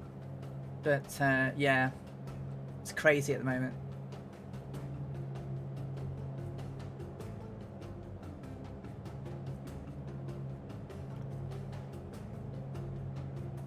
$37 on the left, 40 on the right. So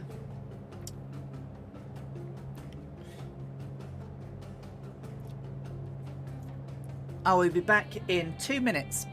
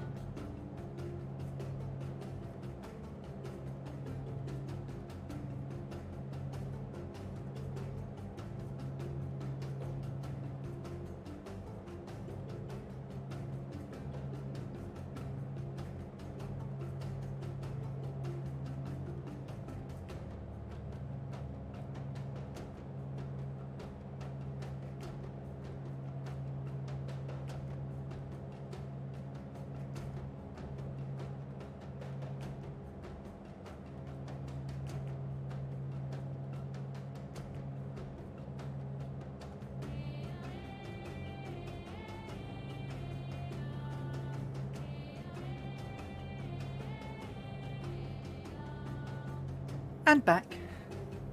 That stretched my legs. I've got a bit of a cramp.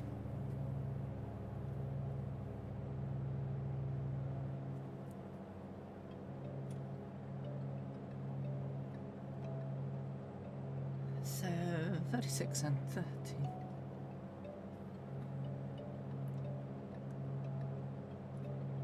30. You found us 99 Al. It does misbehave, doesn't it? Ah, there you are. So you Cat Zeppling. Catbat 9's with us now. Two Down Murphy's still here. Stairway to Bacon, Flying Tricks, Whack-a-Mo, Kazaki Flyer, Draco, Scorpio, Dangerous Brian, Viper Strike, and Torhaki.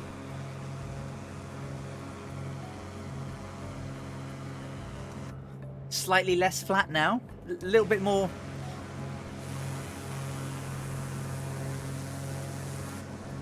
It's been pretty flat since Dakar.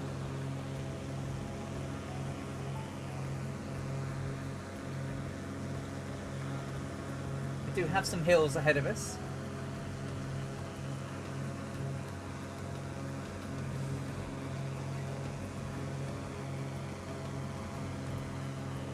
So as you can see, there is a distinct upward turn to the landscape ahead of us.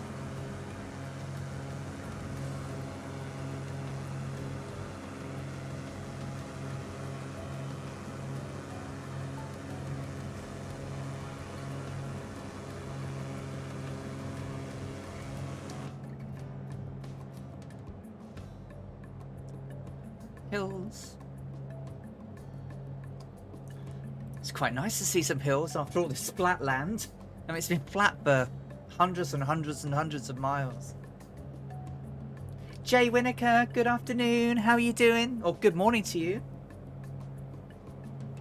How's your day going? Hope it's going well.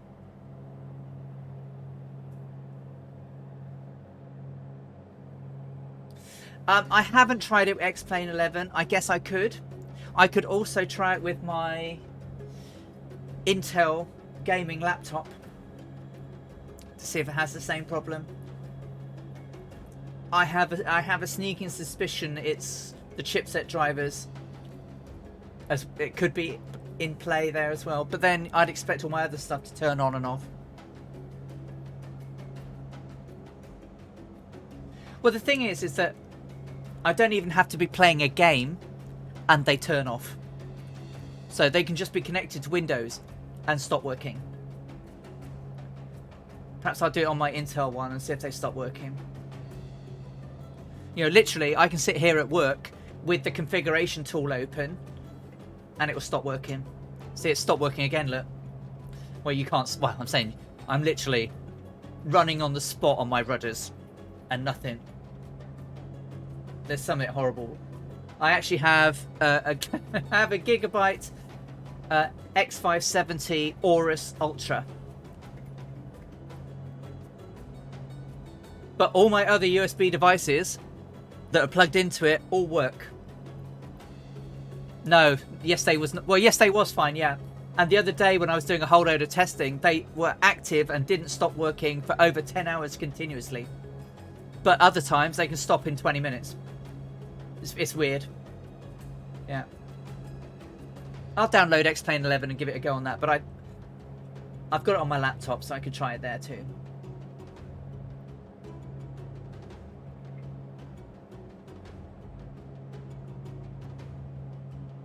Yes, so there is a known issue with USB on the X570. I know, absolutely it is. Did you have an X570? I thought you got a B550.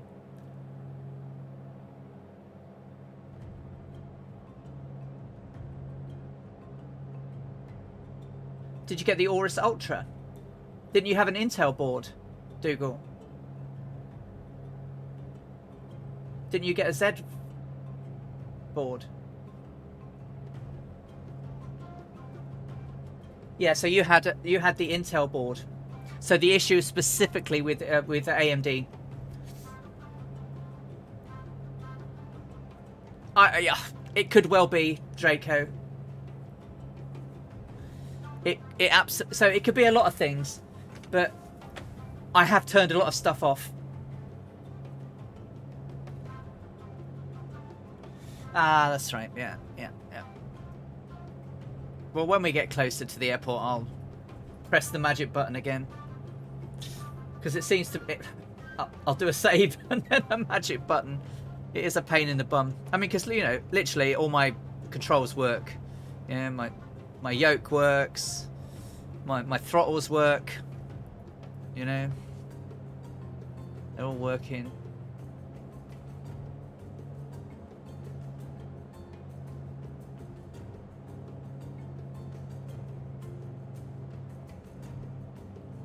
$35 and $40 changing tanks.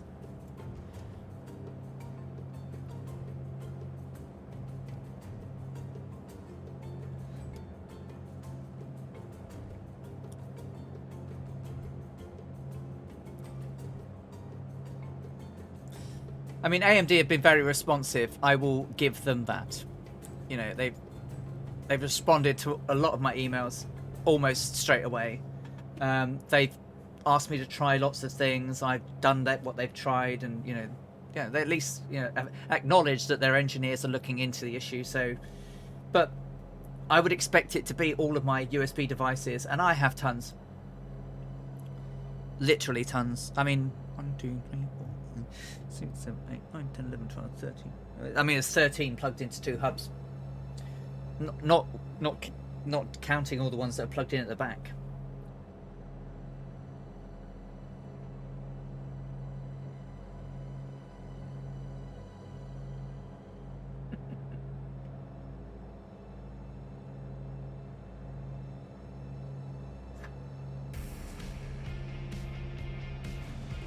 Wookie042, thank you for following and welcome along. Welcome to the 14th leg of the Amelia Earhart round the world flight. Well, all of they're plugged into powered hubs. Hey, so they should be okay. I've split them out over different hubs, so I'm getting no power warnings on any of my monitoring software. Yeah, if they were all just plugged into bare hubs, yeah, I'd have problems, but they're all powered. And when the devices aren't in use, I turn them off. But yeah, I have a 1000-watt power supply unit, yeah. I have a Super Flower 1000-watt platinum. Killchov TR, thank you for the follow. Welcome along.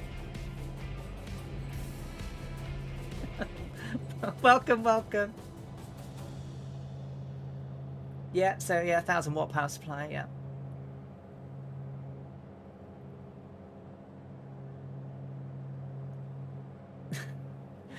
I should have enough. You know, everything's not pulling very far.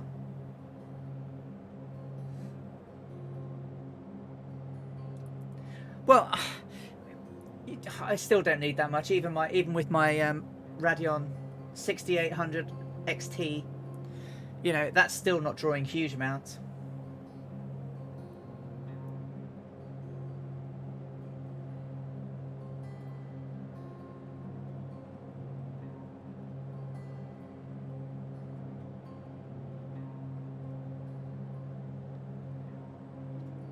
Well, certainly, you know, learning to avoid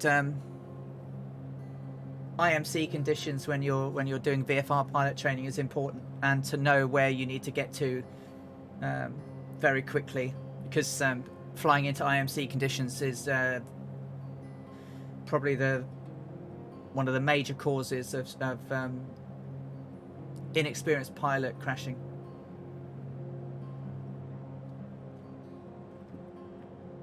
Certainly, my flight instructor used to always be talking to me about thinking about where I can put down, where I can put down if I needed to. I could power the platform lights. I absolutely could. Oh wait, let me give you the MS. Please remove the 2015 C++ and reinstall it.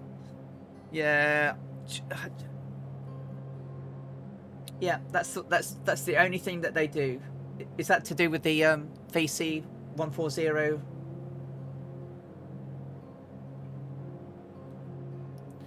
runtime DLL?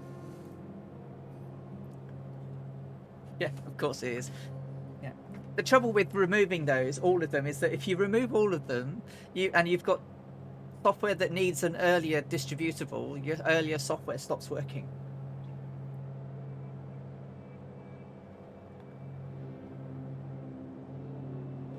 Yeah, absolutely, old veteran. You need to know when you've got to stop. You know, if the weather's closing in, you want to get down as soon as you can.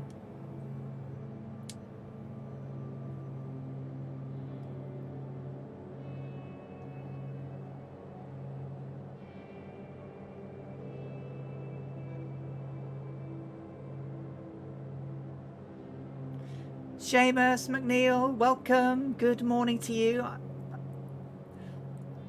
Welcome along. The day's okay. My rudders are playing up with me. My rudders are playing up. I'm almost thinking of going under my desk and unplugging these and throwing my old Cytec ones back in. But that's going to be a bit of a clambersome. They are going to go back in their box and they're going to go back to Curry's, and I'm going to ask them to send me a replacement. There's something wrong with these, I'm sure. Something's not right.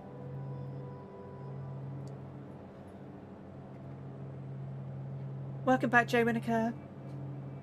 How you doing, Seamus? So we are 344 miles out, 1 hour 57 minutes to go. I do, yeah. Once I finish flying this afternoon, I will change them out, I think. Disappointing. But yeah, curries are normally very good, yeah.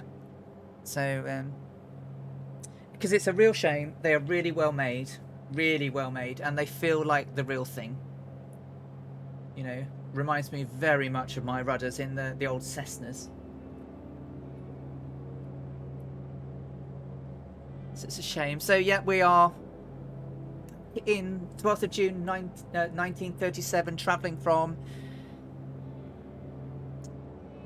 what was Fort Lamy in Chad, which is now Ndjamena, and we are heading to El Fasher. As you've only just joined us, Seamus, I just thought I'd share some bits and pieces with you. I managed to find a fuel receipt signed by Amelia Earhart for 1,000 gallons of fuel and 25 gallons of oil that she paid for at Fort Lamy. Her signature is at the bottom. And I found an original Fort Lamy chart back of June 1937. So this is a Jefferson chart of its day. And then I found a weather report, which is pretty much similar to what we fill in these days. So I managed to find some bits and pieces that were quite relevant to today's flight.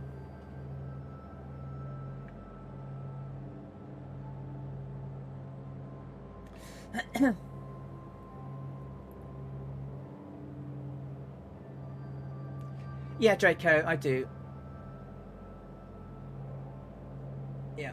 So yeah, the Cytex are nowhere near as responsive as this is.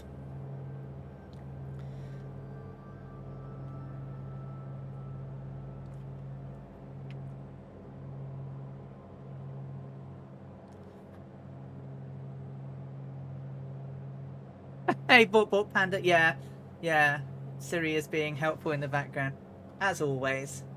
As always, she's being really helpful. So.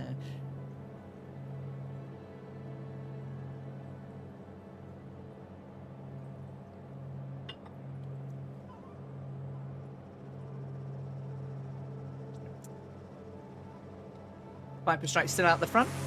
We've got Scorpio, Draco, Whoosh Blamo, Counts, Nighty Night Owl, Kazaki Flyer, Druid Zeus, Goblin Zeus, Cat Bat 9, Whack-a-Mo, Two-Tone Murphy, Stairway to Bacon. I can't see who's behind him.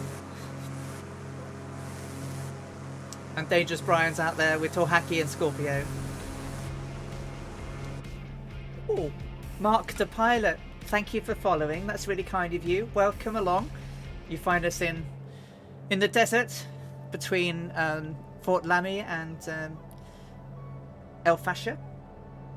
We are 1 hour 54 out from our destination with about 334 miles to go. We're flying at 8,000 feet, trying to keep it nice and gentle, and around the 140, 150 mark to fly within the same sort of. You're welcome.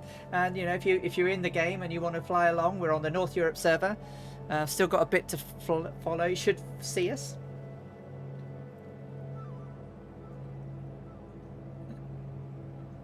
Stairway to Bacon is probably the best name ever. It's pretty good, isn't it? Yeah. So as of this morning, we had 15,769 miles to go. In her day, Amelia. This was Amelia's 12th day of flying.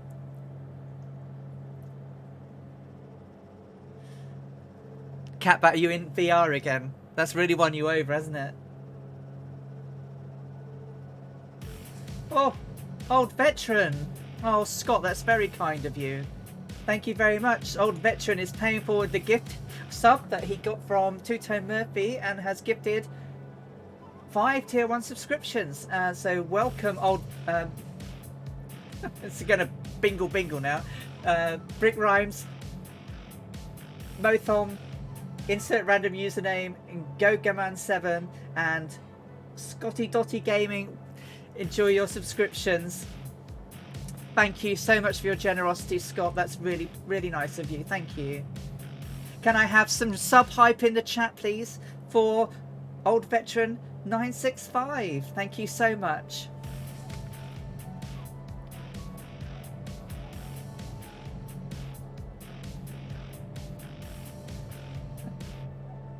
Thank you, guys. Thank you, Scott. That's so kind. Thank you.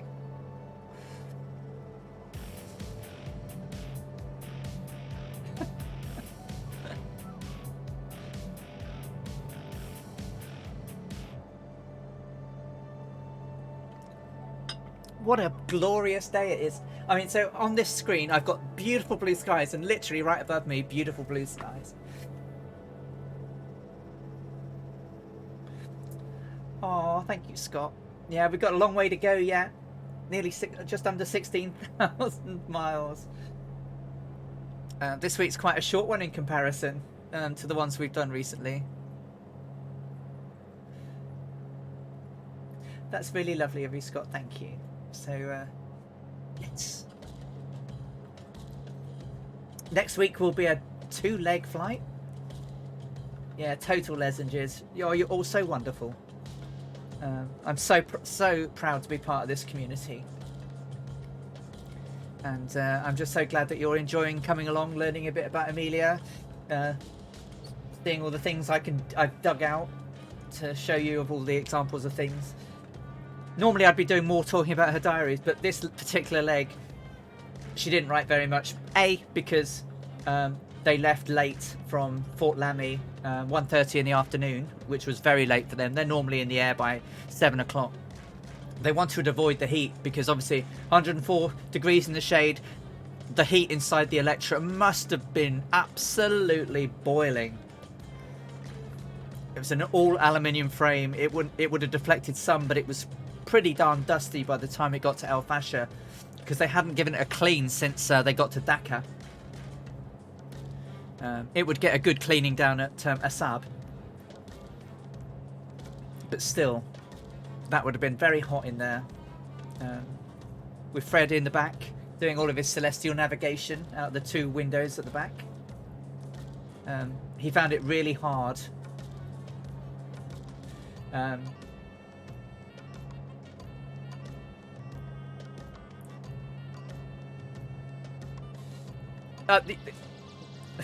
Buddy, where did I find this? This was built for us especially by Jonathan N17J. Thank you for cheering. Thank you, that's really kind. Oh, thank you. Yeah, absolutely. I'm going to do a lot to try and teach people about Amelia. And when the Vega 5B comes out, I'm going to be doing her transatlantic crossing, and then I'm going to do all of her transcontinental flights. So yeah, you can if you've got the Mooney and you want a copy of the livery, you can get it for free over on twotonemurphy.com/downloads. It was designed especially for these streams by Gibbo Island, of our very own Two Tone Murphy flying circus community, and I absolutely love it. So yeah, it's beautiful, and obviously it's an aluminium frame with red highlights on the wings, leading edges, and also on the tail. And I think it brings out absolutely everything. Oh, look at Brian, look at that, and Brian's in the livery as well. But I think it brings out all of the riveting and everything. But it's actually deliberately designed because the original Electra was an aluminium body, metal aircraft frame, and had red leading edges on the wings, and rather than on the leading edges of the twin tails, twin rudders, it was on the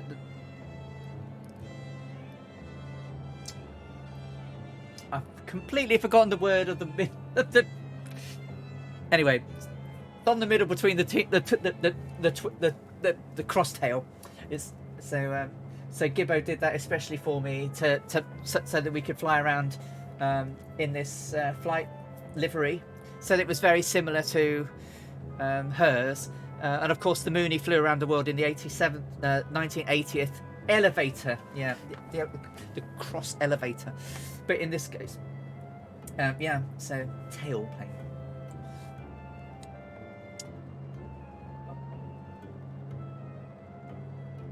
Hey, Annalisa.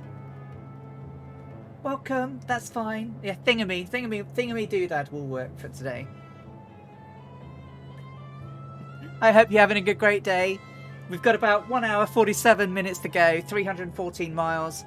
We are 37 on the right, so 2 gallons till change tanks. Everything else is all in the green or blue, and we're doing good. We're 8,000 feet above the desert. Oh, XBMF Smirky, why is that? Why have you been timed out? Oh, Sperrybot, you naughty bot. Sorry, XBMF Smurfy. I don't know what you typed in, but it didn't like it. Hey, welcome. How are you doing, my friend? I will speak to the moderator after. I don't know what you put in there.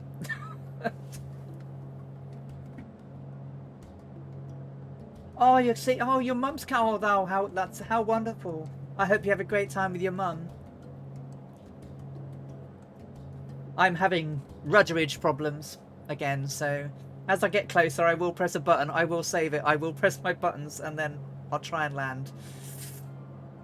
But I'm a very unhappy bunny because my rudder pedals are going to have to go back. Yeah, I'm sending them back.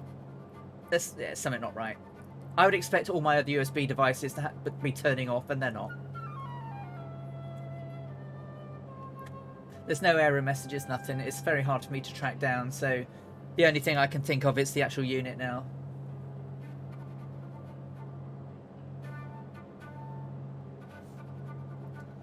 So we've got quite a few of the flying circus with us today. Flying across the desert. We did have some hills. The hills have vanished for a while, but we will have some hills ahead of us.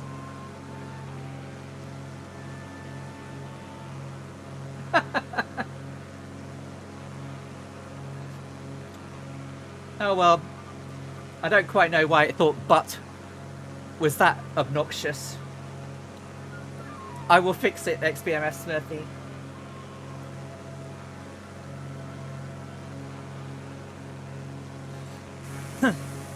Got so many people with us today. This is fabulous.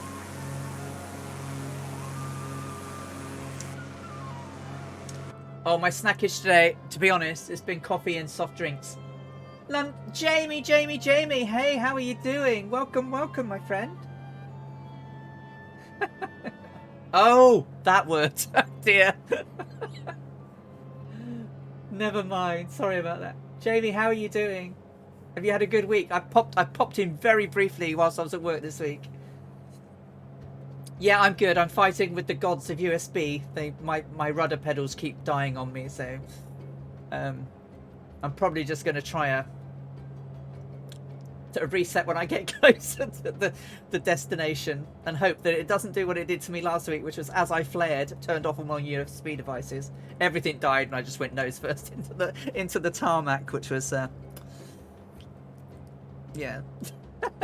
I shall let the USB gods have that one.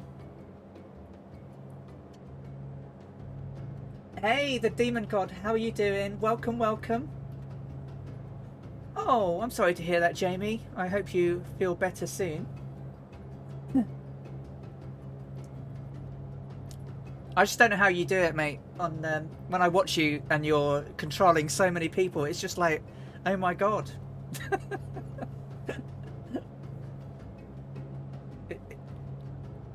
I'm sure it's just organised chaos, but I sit there just awestruck watching what you're doing. So most of you guys here know Jamie. London Controller does a lot on lots of streams, doing tons of ATC controlling around London, and it's just incredible to watch. So if you haven't followed Jamie, go and follow London Controller and give him a follow.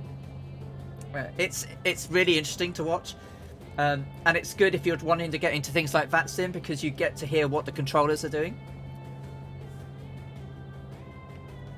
You're welcome, Jamie.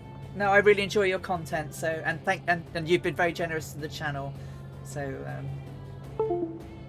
oh, what went? Oh, something has turned off. Oh, what has turned off? I heard. Oh, and my rudders have come back. I did nothing then. I did absolutely nothing. Did you see that? That was my... That's my rudders coming back. They turned themselves on without me touching anything. I literally didn't do anything. Did you see that? Literally, my USB hubs are all the way over there. I would have had to stretch and move.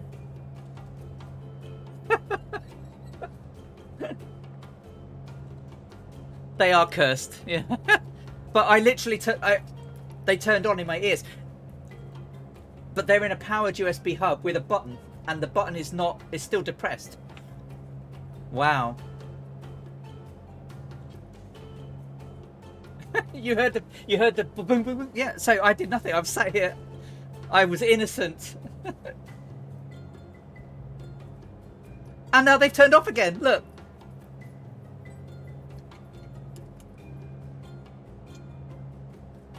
Wow. Hey, Red Pilot Randy. No. It's actually on Two Tone Murphy's website, Dougal. If you go to the website, it's in the downloads. So Two Tone Curve. I thought I was going to see. Stupid rudders. But they worked for literally a fraction of a second, then turned off. But no bingle.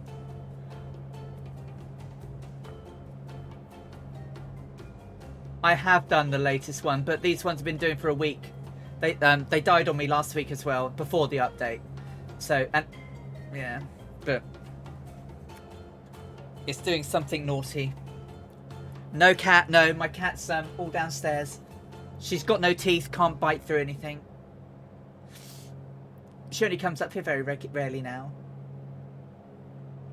I'm not going to bury in the garden. I am going to put them in a box and send them back post haste. But they are the Thrustmaster TPRs, so I'm quite disappointed that they are. Yes, and my cat's 21 years old this year. So she's Methuselah Kitty. That is bizarre. There we go, a bit of excitement. But it's not just doing that though. It's turning off. It literally turned off my avionics.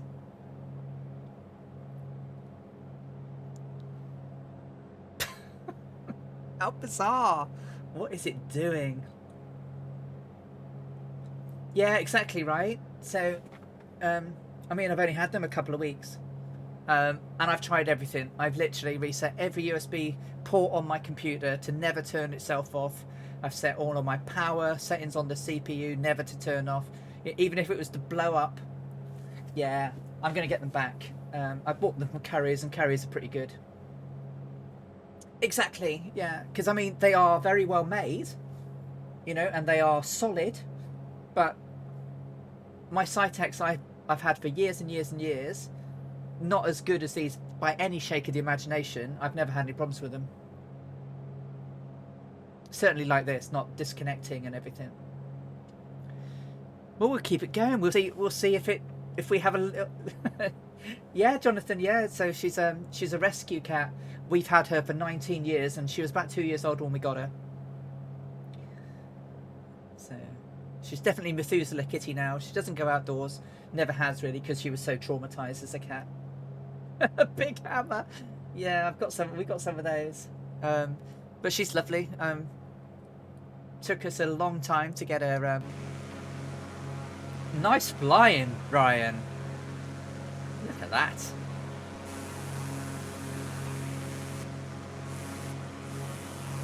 Nice. Yeah. Yeah, they were like 440 odd quid. So, yeah. I want them to work all of the time. Thor, Hacky, Dangerous Brian and me almost in a line. Whack-a-mo there, doing some aerobatics. Bush Blamo, Kazaki, Nighty Night Owl, Rad Pilot Randy's joined us now. Scorpio, Two-Tone Murphy, Bush Blamo, Stairway to Bacon, Druid Zeus, Goblin Zeus, Draco. Can't see everybody back there, but thank you guys for flying along today. We get to see two more flights and, well, 3 more flights. We might get past desert. It's been pretty much desert for, what, nearly 2,000 miles? Nearly 3 now. 35 times change tanks. Change tank. Put my teeth in. Okay, so everything's all in the green or blue. Still okay.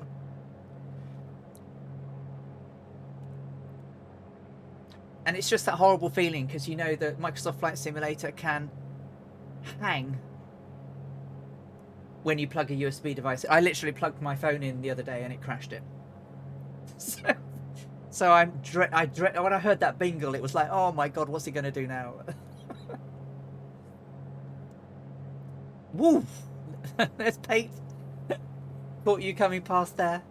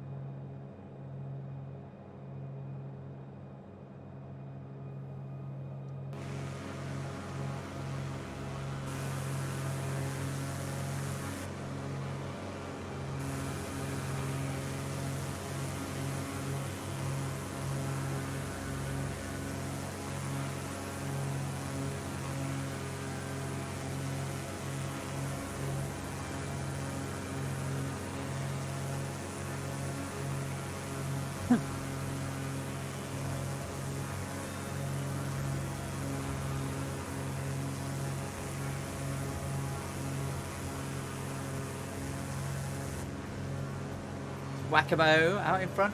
See, the ground's starting to get hillier now. Very nice quote there of T.E. Lawrence.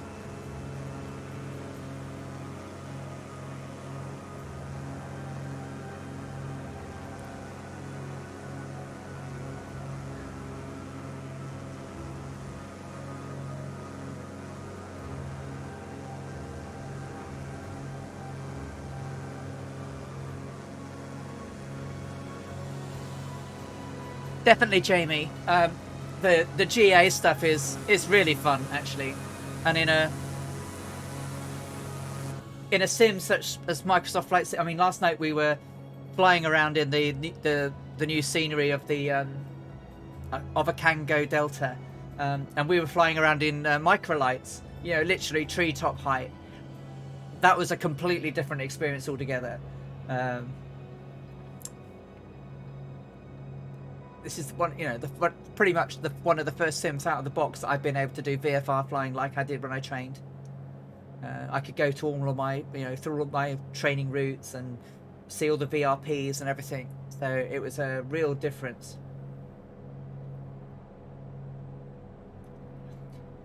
Yeah, and so with all of the IFR stuff, all of that competition is good. The more competition, the more sims that are competing to each other means innovation, and innovation means that we as simmers win, ultimately. So I want the big boys fighting it out, duking it out, and coming out with new things. The better they make it for everybody, the better it is for everyone.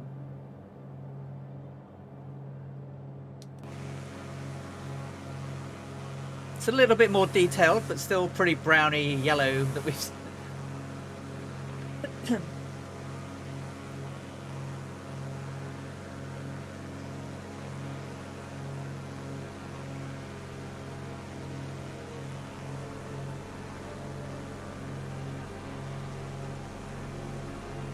DCS had a major update. Is it volumetric clouds, right, Jonathan? I think I read that they'd added that. did my PPL in France, and the French shirt makes it really real. Yeah, absolutely. Goblin. I mean, when they did the UK and updated it up here, I was, you know, the Orbex scenery for Newcastle Airport makes it a lot better, because the airport at Newcastle, or EGNT, is quite the sight when you're flying. You can see it from miles. But when before the update and before I bought that, you couldn't really see it. Volumetric clouds add absolutely something. Still no sign of the airport. No, we're 271 miles out from the airport. There's no airports out here really. Even today it's not as wide. The next one that we'll pass is Hotel Sierra Sierra Golf.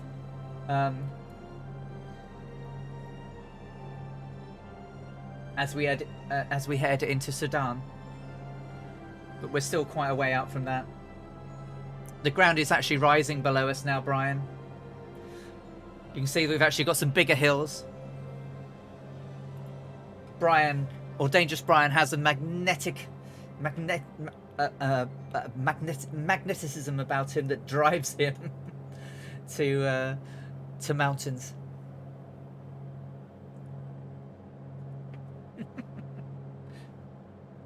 So yeah, Seamus has been streaming lately, streaming the bus, and it's a very enjoyable stream, nice and relaxing, and some good banter. How many wing mirrors have you lost now, Seamus?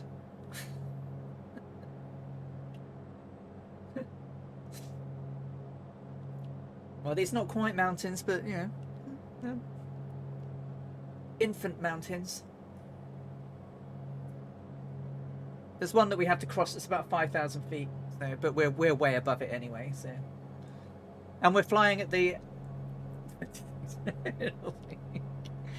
We're flying at 8,000 feet because that's what Clarence Kelly Johnson recommended to Amelia for the most economic level of flight in the Electra, based on its 1,151 gallons of fuel. So, Jamie, we found a. I don't know if you were here when I showed this earlier, but I actually found an original chart of Fort Lamy where we left a few hours ago, back from 1937. It's not quite the same as a Jefferson's chart, but there you go. It's a 1937 airport plate the pilots had to rely on.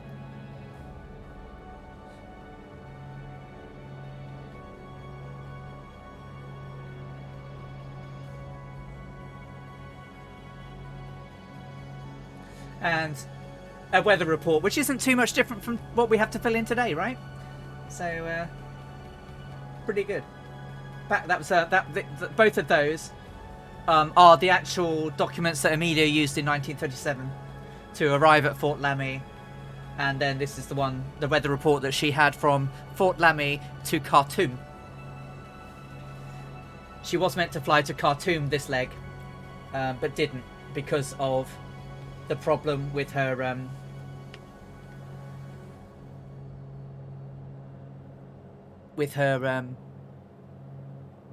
landing gear. She had a leak in one of the landing gears. They had to fix it and then pump it up in 104 degrees heat. Yeah, the aviation history is incredible, and I just love finding things about it. Yeah, like the landing fees. We talked about this a little bit earlier. So the airport that we're going to charged landing fees back in 1937. So it's not a recent thing. And on that day, they charged her $10 American to land, which Scott worked out in today's parlance was going to be about 183 quid or $183 of landing fees. And I thought £24 worth of landing fees at Newcastle was a lot. Exactly right.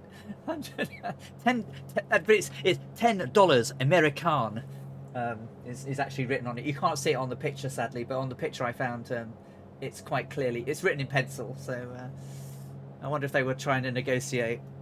But yeah.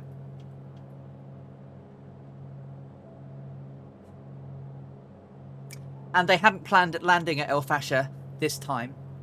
They were meant to fly to Khartoum, but they didn't start until 1:30 in the afternoon, so they didn't think that they would get there. Oh, I'd have to count. I think I've got about 32 in total. This is leg 14. Scotland 737 Project is in the house. Hello, welcome, good afternoon, Darren. I hope you've had a good day at work. I assume you've been at work. So yeah, 28,800 miles in total. As of today, we had 15,769 miles to go. I hope you're doing well, Scotland. How are you enjoying life in the Comet? When they arrived at Fasher, they were told that the airport was surrounded by an 18-foot hedge all the way around it, so that not to keep the airplanes in, but to stop animals grazing onto. 132 quid for landing at an airport they weren't meant to land at. But because they landed there and they needed somewhere to stay, one of the Governor Generals looked after them. But to get to the house, they were given a map, and the map looked like this. So you've got the airport with the runway going diagonally across, and then you've got the hedges around the edge, and then you've got a north-south compass bearing, and then basically rest house marked on it, where they had to walk. And it was actually a former Sultan's palace, and Amelia had a room next to what was the old harem. But that was that's how they had to find a house. That's how good maps were back in 19. It's literally someone had drawn it on a piece of paper, and it was about a mile or so away, and they walked there.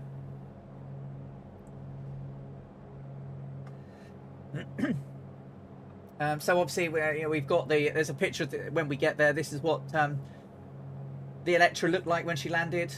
Lots of people came around to have a look.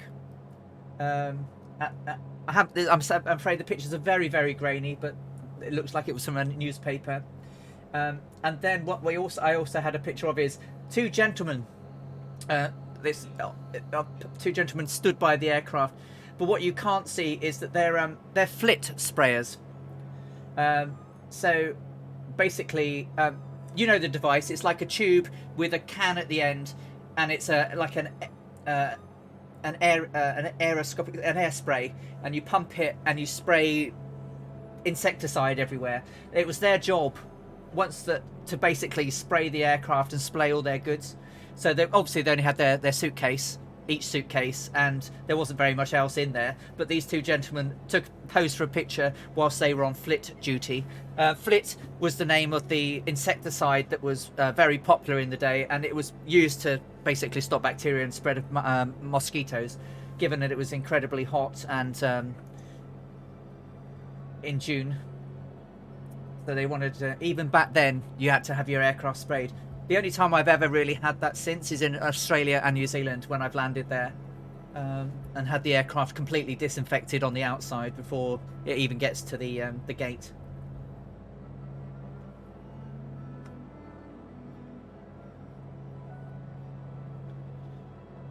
Okay, 35 and 33.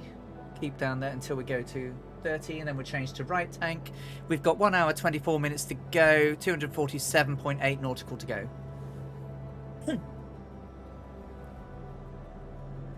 See if I can. Where are my notes?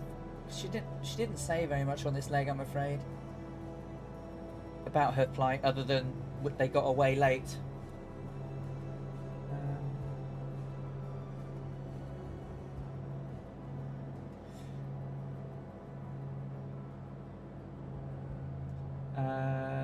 Because of late start of the day, we decided to make the objective El Fasher in French Equatorial Africa with a following wind. It was just over 3 hours or so. We flew over a particularly desolate region. Well, I think that's pretty much what we're flying over.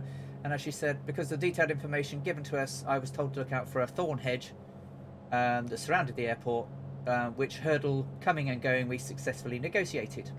And they were met by the Governor and Mrs. P. Ingleson, who basically put them up in their home overnight. I was impressed by the gracious informality of Visual Doom. We'd been told that African crossing would be difficult from the standpoint of red tape, but pretty much on the ground, formalities were forgotten, and everyone did their utmost to make sure that we were prepared to carry on flying. So I think she was quite surprised by all of that.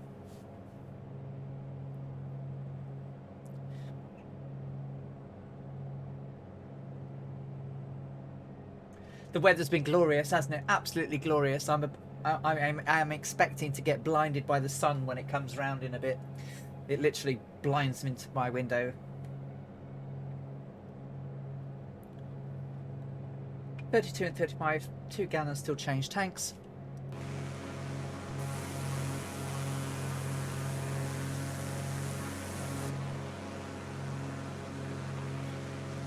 We're using the Weather Preset Pro add-on by SoFly, using blazing heat to try and encapsulate what it was like on that day. They pretty much had blazing heat until they got to Africa, really. Sorry, India. And then it started to monsoon. Oh, Colin J. Ryan, thank you so much for the follow. Welcome along, joining us on leg 14 of the Amelia Earhart Memorial Flight. And you catch us about an hour and a half from Fasher across the deserts of northern Africa. We're currently, I don't know if we've actually moved into Sudan yet, but we're closing in on Sudan. We're not far from the border now.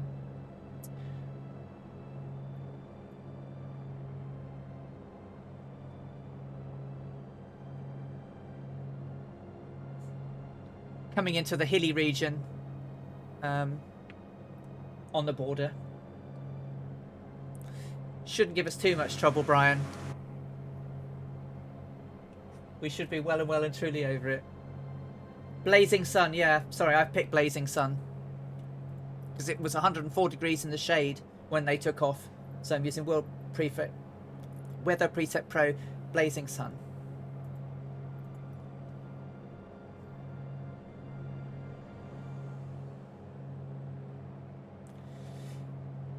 So once we land in Fasher, we then next week's flight will take us on 2 legs. We'll fly to Khartoum, and then from Khartoum down to Massawa, which is about 830 nautical miles. So still not quite as long as we have done. And then the following, so in 2 weeks' time, we'll be doing the leg from Assab all the way over to Karachi, which was a record-breaking flight in the day, because it was the longest flight that had been flown solo from the Red Sea to Karachi. So even on this flight, Amelia was still breaking records.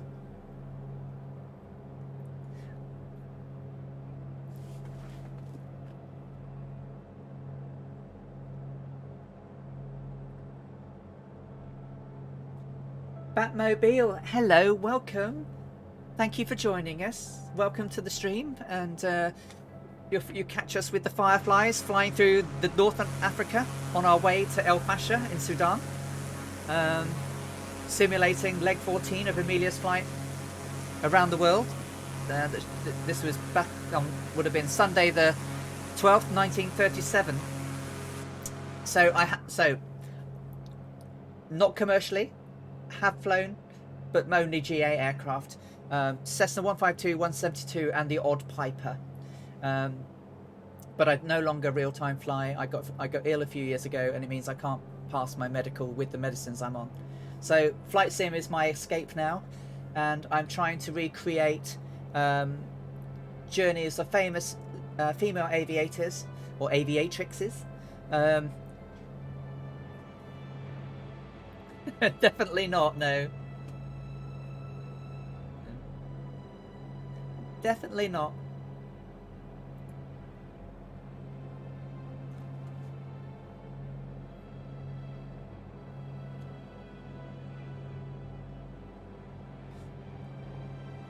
Yeah, so no, it's all down to medicines. But hey ho, been there, seen it, done it, got the t-shirt, and now I flight sim. I do it only for fun now. I'm trying to recreate things for female aviators in history. Amelia's my first.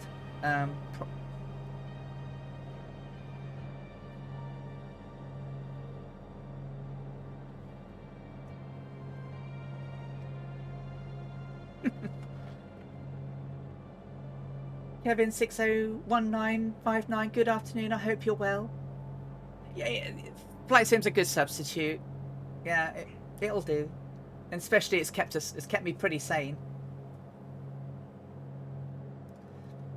pretty sane over these last year.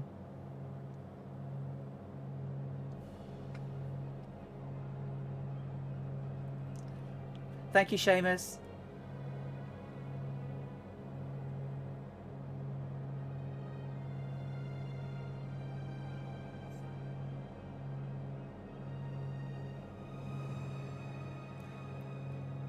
Hey, Coltonish, how are you doing? Yeah, I'm good. Yeah, I'm pretty good. It's a lovely day outside, and it's not doing... I'm having some problems with my rudders again, but I'm just going to leave it now until I get into land. Thank you, Two-Tone.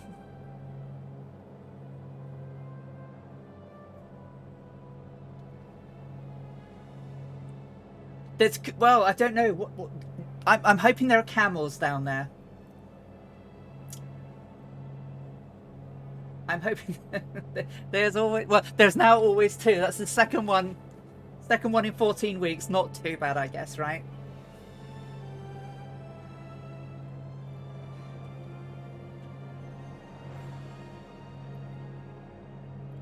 You both beat me to it both times. I was going to click the button. It's like... then you got to it.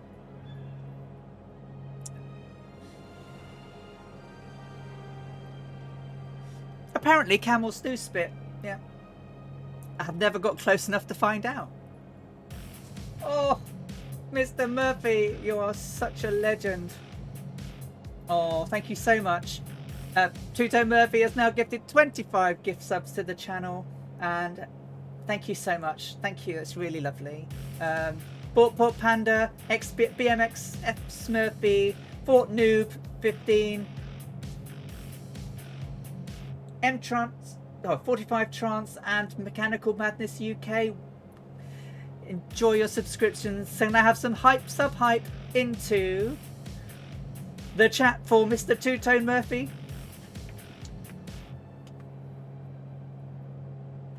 Thank you so much. That's really generous. Thank you.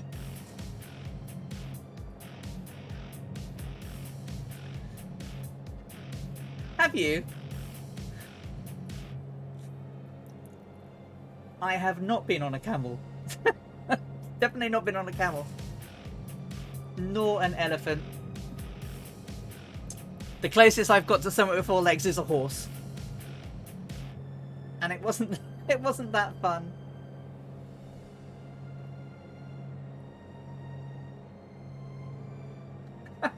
We'll see you in a moment then, Coltonish. We're on the North Europe server if you want to come and join us. We are 1 hour, 14 minutes out, 219 nautical, and we're 1 gallon from changing. Oh, thank you, Two-Tone. Well, it's way back where. Look how many we've got. We've got loads out on a Saturday.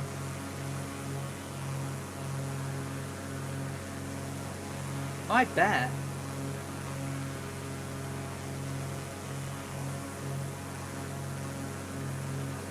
It's more like how you get on them, because it's the way they go down, right? Because they sort of go down on the front. Because they fold their legs under them for you to get on them, and then they raise up. My indicated is around 150 now. Yeah, just shy of 150, 158, and we're doing 177 ground.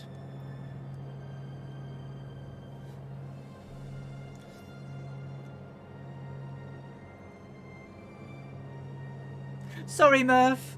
I'm just trying to do it within the time that she did. Near as damn it.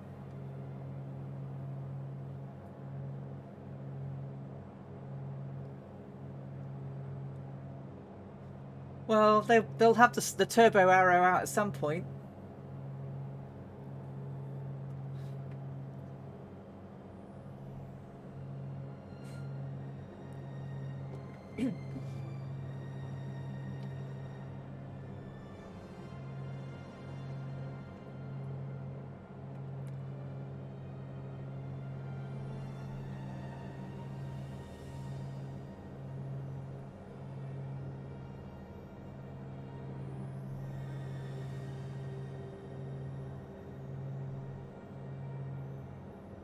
Oh, you're with us as well, Scott. Lovely. Welcome.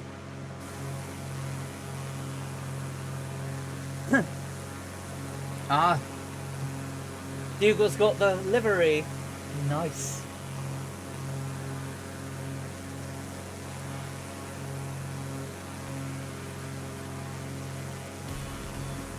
Oh, here we go, here we go. Captain Arash with 20 raiders. Come on, guys, let's get the raid defense in. Captain Arash, my friend, how are you doing? Thank you so much. How was your stream? Hey, guys. All trying to... Oh. Bojoli, Aditya... Oh, crikey. Aditya Trivedi, 18. Hello, welcome. Thanks for coming on over. How was your stream? Where were you today? We're over in... just crossing into Sudan now. Heading towards El Fasher. Or El Fasher.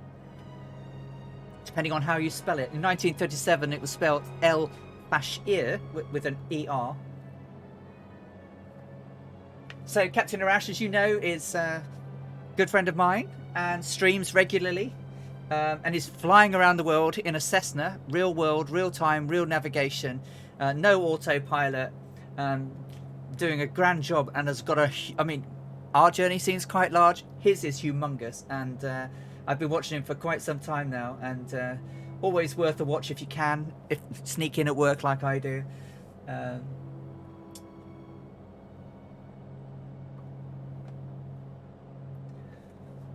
And see if you can join.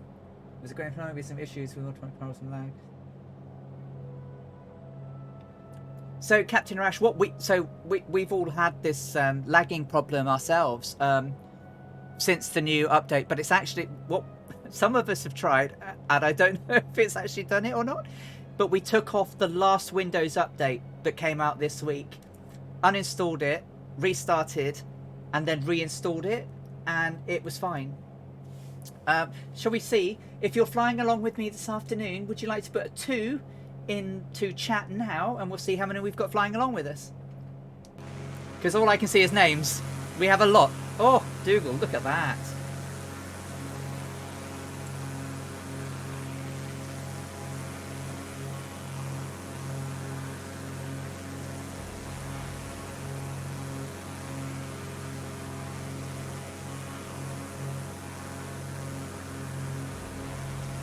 We have quite a lot.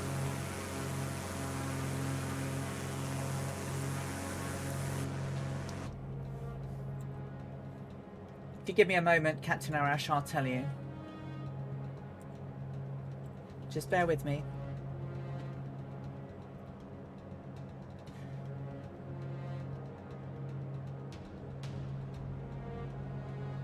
That's pretty good. 1, 2, 3, 4, 5, 6, 7, 12, 13, 14 plus me, 15 of us. That's okay. That's really good. Oh, and there's a follow. Mechanical Madness UK, thank you so much for the follow. View update history. So it's I'll put it in the chat for you, Captain Arash. We do have this makings of it. It's the KB 500-1330. It's that one. It's the cumulative update for Windows 10 20H2, so half 220 for x64. So you can see that in your update history. Select it, uninstall it, and then reinstall it. We were getting like 1 or 2 frame staggers. Yeah, that one. So what we did is uninstalled it, redid it, and then put it back. And a lot of people have said it's helped.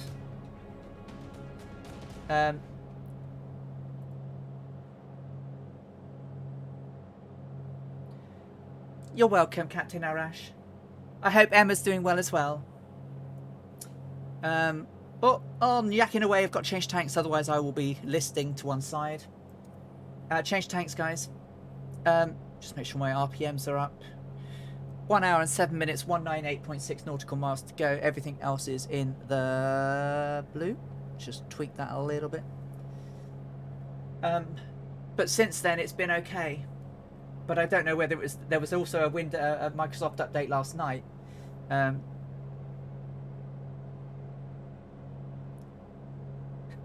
Yeah, we need some Gatorade out, so yeah, have a cheers and a drinky. If only it were wine, but it's not. Did you take that out then, Annalisa, and has that stopped it for you? My rudders are still killing me, Captain Arash. So they've been turning on and off all flight. So they're going to go back. I'm going to send them back. There's obviously something wrong. Literally, we were flying along, and they turned everything off. They turned off all my controls in my aircraft. The navigation went out. The power went out. Yeah. I mean, we were all sat here, and the USB bingle went off. Everybody heard it, and those people that were flying thought it was theirs going to crash, as well as me. And it was like, oh no! But literally, it had stopped working. I'm literally, you can't see what I'm doing, but I'm dancing on the pedals, and it's nothing. Look, nothing at all. So I'm going to get closer, save it, press the button, and see if, because it's so hard to land without rudders. They have. I mean, Captain Arash has been talking about the 10-degree bug for so long, and his Bravo now works nicely. So my Bravo is still not here, Captain. It's it's still in Germany. Apparently, finally got customs clearance. Should be here Tuesday, which is what I said last week. Yeah, it's a big update. Anyway, try it. It may help you. Yeah, I hope so. I mean, because I like to be able to dial it in when I'm doing VOR to VOR, and doing it at 10 degrees is just not accurate enough. But now even when you turn your mouse now, so you can do the singles, which is great. But if you do it quickly enough, it will do it quicker. So it will start jumping. Oh, it's not jumping now. It was jumping last night. Perhaps they fixed that as well. Oh well. Oh, it will jump, but you have to do it a lot, and then you can stop again.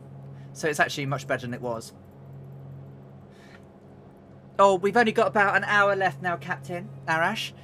We've got about 189 miles to go, so not too much longer to go. But thank you so much for taking the time to come in and bringing your friends with us. And you're all very welcome, and I hope you had a great flight, and hope if you're leaving us at this point that you have a great rest of your weekend. Remember, tomorrow we've got Ailerons Into the Wind is streaming in the afternoon, and we've got Colonel Fork streaming tomorrow evening, and then on Monday we're back with Two Tone Murphy. Okay, no worries, my friend. Will you take care, and I will see you soon.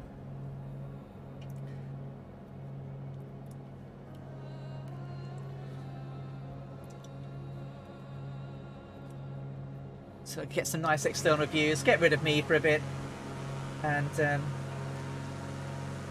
seeing all the dried up riverbeds as we're flying over them.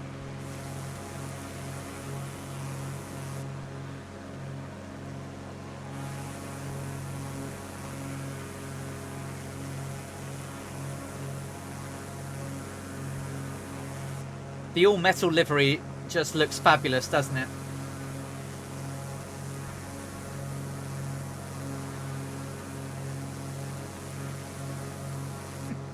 I know, but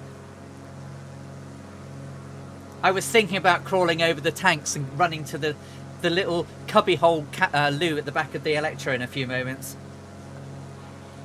But I wanted to show off the sim. Oh, nice flying, Dougal. Moony heaven.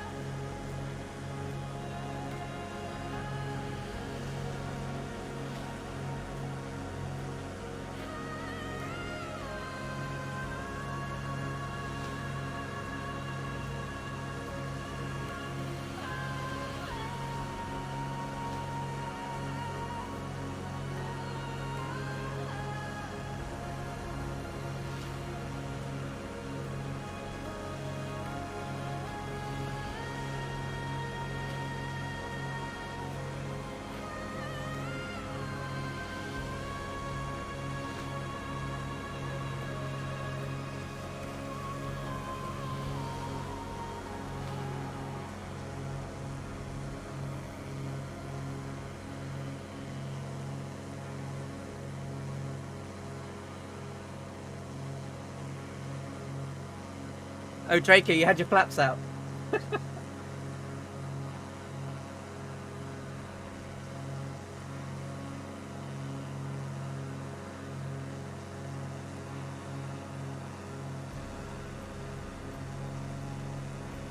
Yeah, absolutely. You want to try and keep your drinks away from the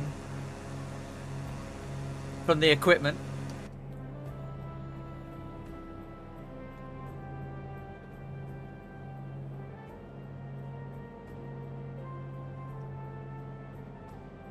Yeah, I think Dangerous Brian's had the speed brake issue as well before. Come on, where was that? Was that where did that happen? That happened in South America, I think. Brian was quite a long way out, and we were like, I sat there and waited for him. I remember because the speed brakes really do slow you down, really do.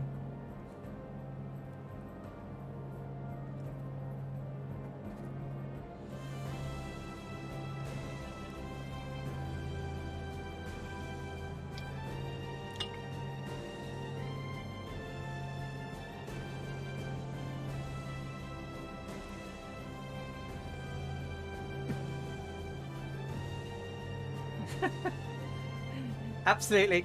Well, I know that the Electra did have a loo at the back of the aircraft, so I don't mind taking a break and going back.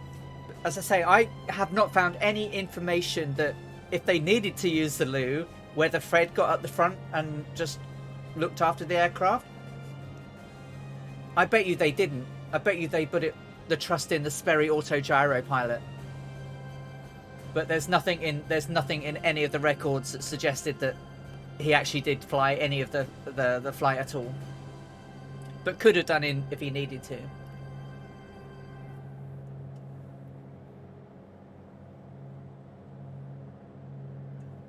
So we're making good progress.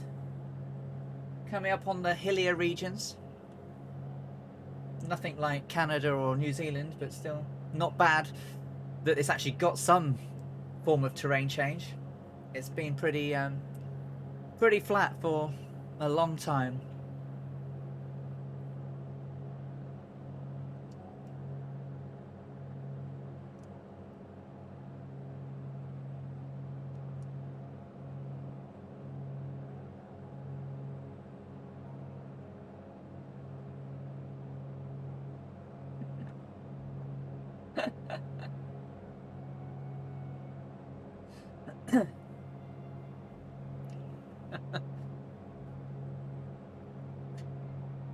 My walk-in wardrobe's pretty full of computer boxes at the moment, Brian, so I could simulate it if I wanted. I kid you not, it's full of boxes at the moment.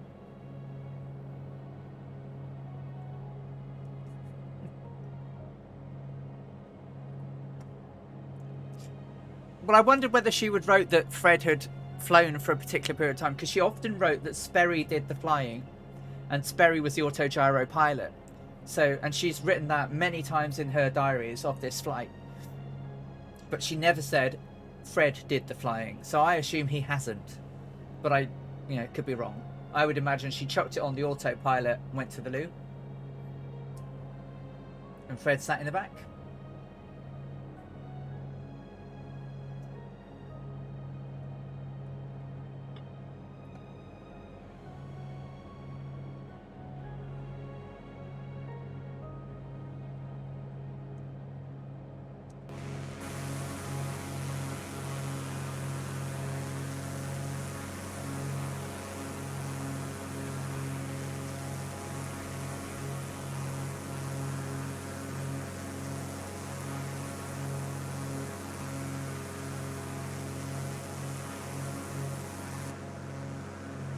Oh, that was a hang and a bit, wasn't it? People shot past me because my sim froze.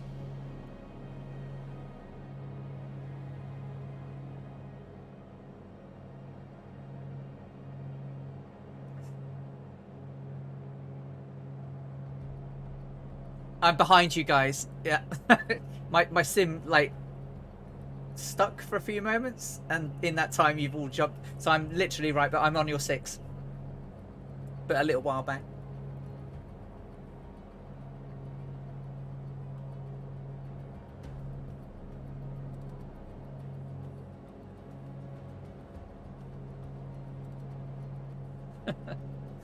Yeah, I pretty much am. Yeah.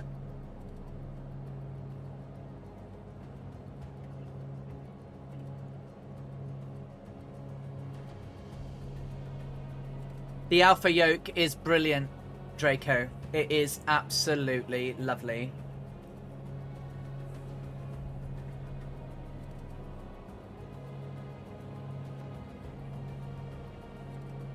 I see Rad Pilot Randy is also in the Electra livery down there. So if you do fly Microsoft Flight Simulator and you're new to the channel and you'd like a copy of the livery, you can get it as a free download over on twotonemurphy.com.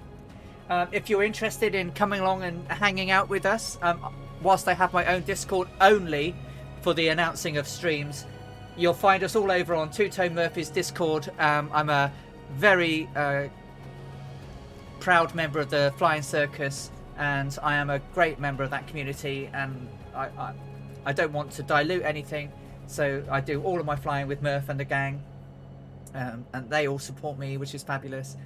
So if you want to come along and join the chat and have some banter with us, you can do. Murph, Colonel Fork, Ailerons into the Wind, myself, Seamus, we also have a channel for community flyers who can, if you want to stream, put things out there. Jay Winnaker is now flying as well. So come over and join us. Join in the fun. The more people that we have flying with us, the better it is.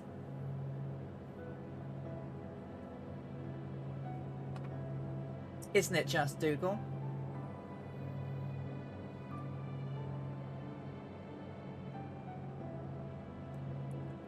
It's incredible. I say it every week. I am so proud to be part of the Two Tone Murphy community. I am so glad that I found you guys just after the sim launched last year, and I watched the crazy antics, and I wouldn't be without it now. Wouldn't be anywhere else. But what I also quite like is how all of the other streamers, I wouldn't say it's cross-pollinating, but we're cross-supporting each other. So, you know, we'll go and watch CD, we'll go and watch Fabio, we'll go and watch Captain Arash. Yeah, and yeah, they're all different in their own rights. You know, I'm trying to do a historical type thing. I am certainly not the banter entertainer that Murph is, that's for sure. But everyone's so different. But wherever we go, you spot people. Yeah, I've spotted, you know, Botip's been around on a load of places this week where I've been watching, and you just see the names, and it's really nice to see everyone else supporting everybody. So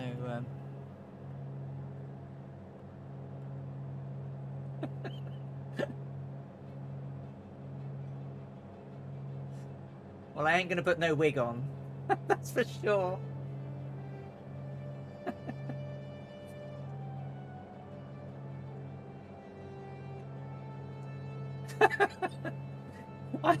I was almost imagining one day that fan cam will have the bloody wig hanging from it, just spinning around in circles. It'll be wig fan cam. Would you look at that? The wig has hanged itself.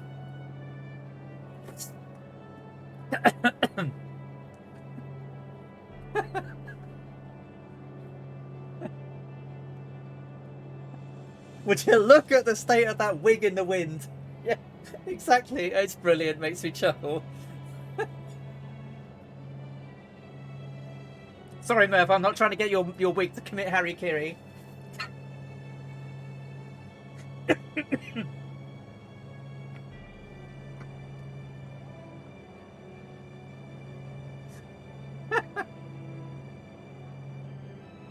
So, yeah, as you all know, most of you all know, but I'm going to pump it anyway.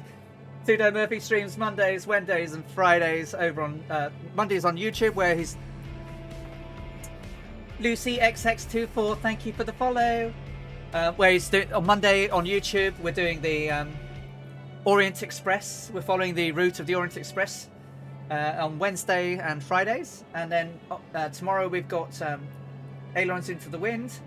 Where's Ailerons? I've not got that. And then on Sunday we've got Colonel Fork over on Twitch. I fly with Colonel Fork every Tuesday, Thursday, and Sundays.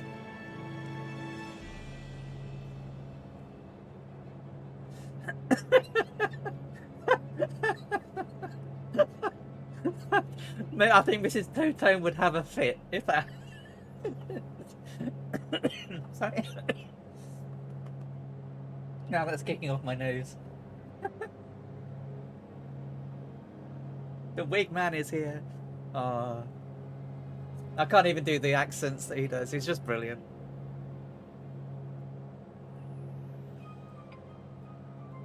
Oh, I'm not watching anything. I've got 1 gallon to go, and then I can change tanks.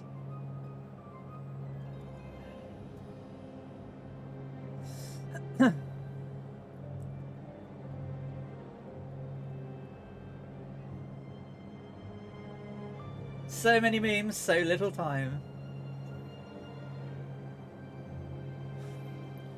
There'll be some memes about these rudder pedals at some point. Flames and things. It won't be ooh-wah woo-wah in that Wicker Man. It'll be these rudder pedals.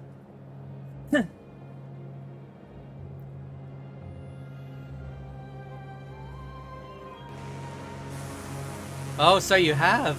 Look at that.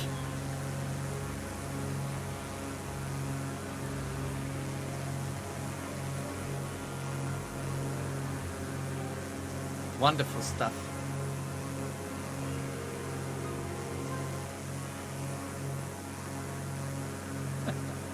Well, I don't think that they're a scam. There's just something not right with mine. There are a lot of people that use the TPR pedals and have absolutely no problems whatsoever with them.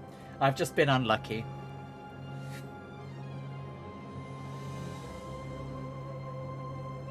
I'll try a replacement set, and if I still have the same problem, I'll send them back, and I'll keep my Cytex, and I'll wait for the Bravos to come out.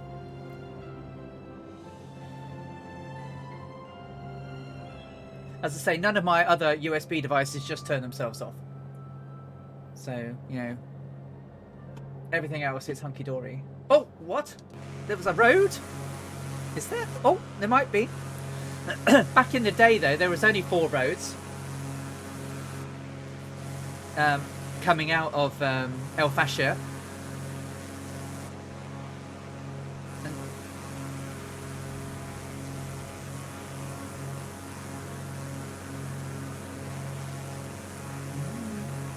Not seeing anything. That's obviously a riverbed. Yeah, these are all just dried riverbeds, aren't they?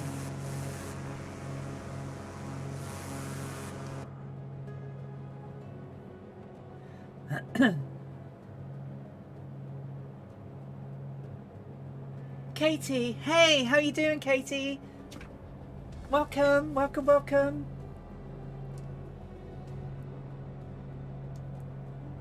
I hope you're doing well on this Saturday. You join us. We're about 48 minutes out from El Fasher in Sudan, and we are about 139 miles to go.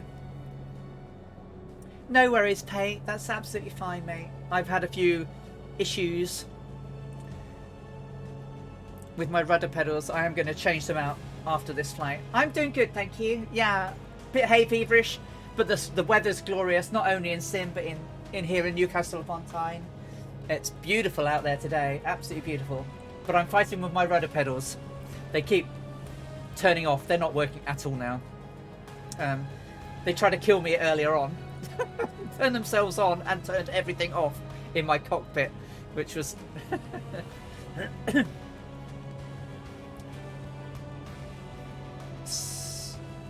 So cybernetic, you can do this now. So with tools like flights, with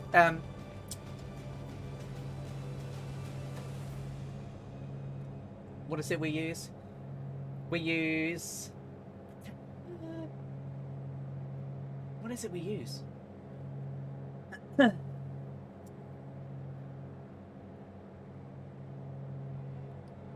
You're watching my brain go to mush because I've had... That's it, join FS. So you can do joint... And there's another program that allows it as well. So I'm hoping that it will get to the point where you can do the shared cockpit, because over on Two Tone Murphy's community we have a flight school, and it would be really good if, you know, to do a shared cockpit and help people who are new to the sim to learn how to fly aircraft and be like a, you know, a sim CFI to help them. I've done quite a few sort of sessions on Discord where I've shown people how to, you know, navigate, how to land the aircrafts, you know, how to do IFRs, how to do ILS landings and things like that. But the idea being is that, yes, you can actually share the cockpit, and you can give, even in Join FS, you can give control to the other person.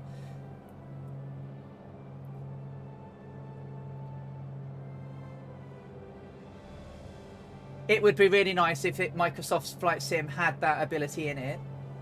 But the only thing that might do to the game is add more lag, because you're adding another layer of complexity into the game that's not here right now.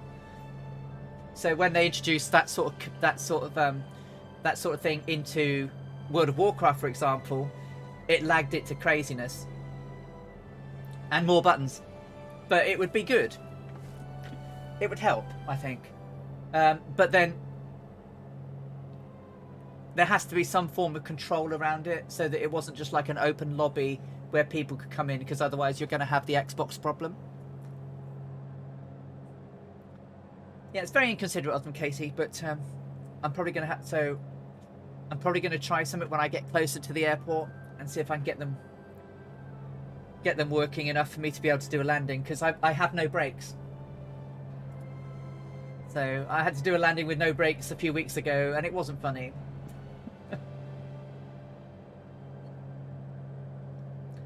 And that's really good of you, Cybernetic, yeah. So you can do it today. You absolutely could do it today. And there is another program, and I'll have to look it up, that someone was talking about it recently, where you can do the same sort of thing, and you can even turn things off remotely. Yeah. So you can simulate failures and things like that. Yeah. Certainly in a plane like the Piper, where you can literally pull the circuit breaker. Yeah.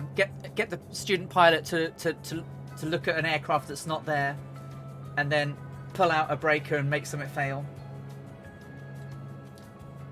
Hey Johnny. Yeah, still having problems. They're going to go back. I will unplug them after I've landed and put in my old Cytex and arrange a replacement of these. Oh!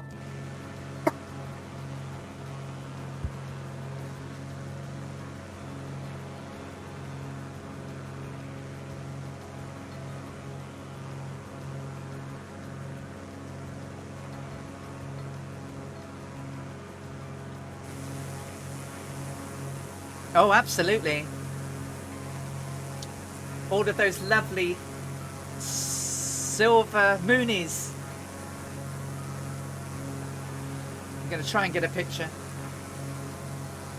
There we go.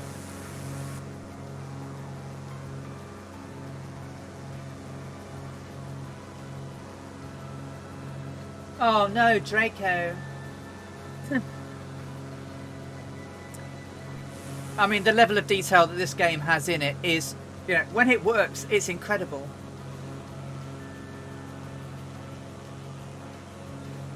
Absolutely amazing. Black screens, strange sounds, and the AMD. That sounds like a driver timeout, a TDR. Please forgive me, my hay fever's really kicking in at the moment.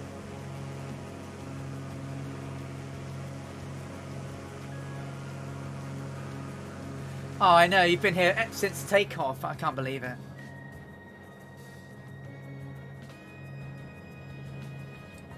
So, Katie, do you fly, and will you be flying with us? We are looking for more lady flyers to join the Ladies Air Wing.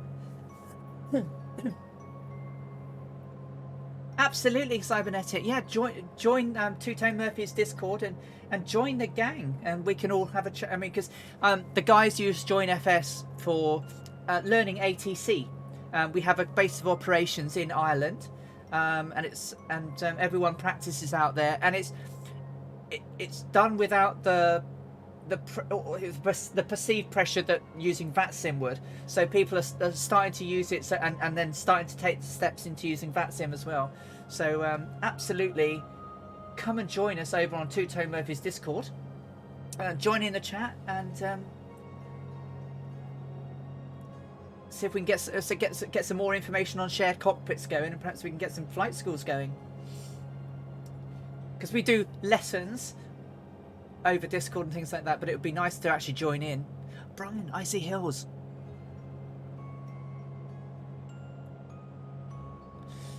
So 29 and 29, I'm going to change to the left.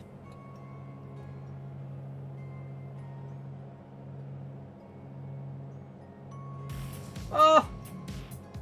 Colonel Fork! Oh, you're legend. Thank you so much, Colonel. Colonel Fork has gifted another 5 tier 1 subs into the channel, has done 20 of them so far. You guys are amazing. Thank you. Katie, Orion Flying, Cy Murray, Chris Bedgeboy, and 757 Spy. Welcome to your gifts to tier 1 subs from the legend that is Colonel Fork. Can I have some sub hype in the chat for Colonel Fork and all he does for the community? Welcome, my friend. I hope you are doing well this morning. That's incredible. Thank you. That's so kind of you. Thank you for the follow, Orion Flying. That's really nice of you too. 85, 85, 85.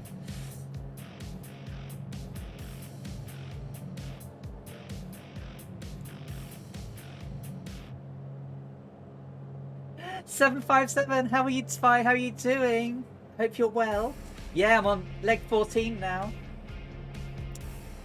Just a double that to go at least. We're currently 39 minutes out from El Fasher in Sudan, having flown from Fort Lamy in Chad. Got about 112 miles to go. Next week's flight is about 800.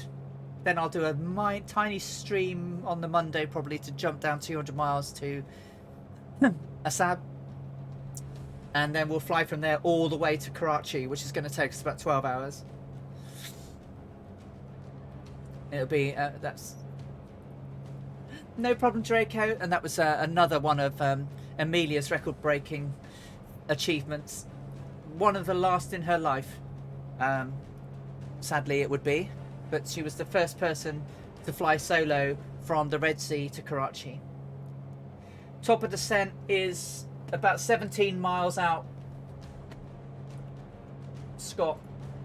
Oh, actually, it's about 21 miles out from the airport.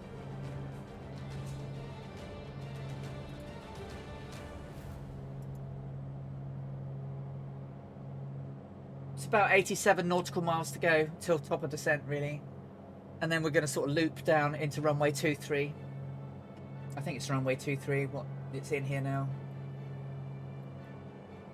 Yeah, runway 23 we're going to come in on. Originally I was going to go in runway 05, but the wind is at a 220, so...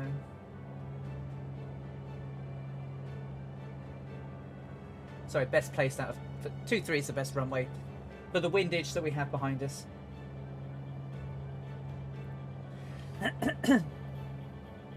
Yes, indeed, it is. An intense turquoise.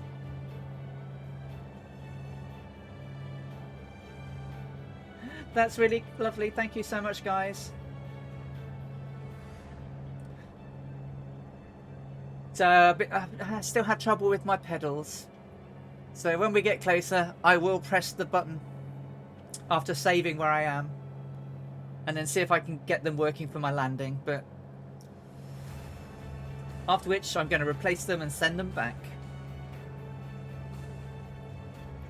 I just don't hope, just hope it doesn't turn everything off just as I go over the threshold again, like last week. That was a disaster.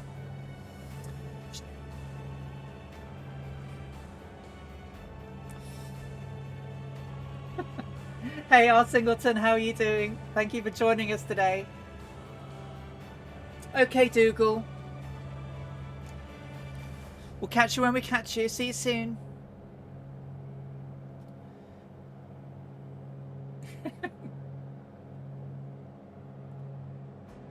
Thank you, Annalisa. Yeah, it's yeah, disappointing, but hey ho. That's what you get for I mean, it might not even be them, but everything else works. Yeah, the sun's coming round now, so it literally is not far away from me now. I will have to stand up and push my blinds shut. Or put my Cincinnati Reds hat on.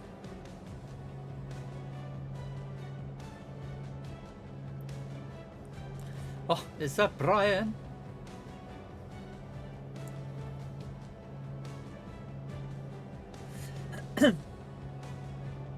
Absolutely, Kazaki. Yeah, I'm going to have to go back to the... Oh! Oh, I thought they were working then, but they're not.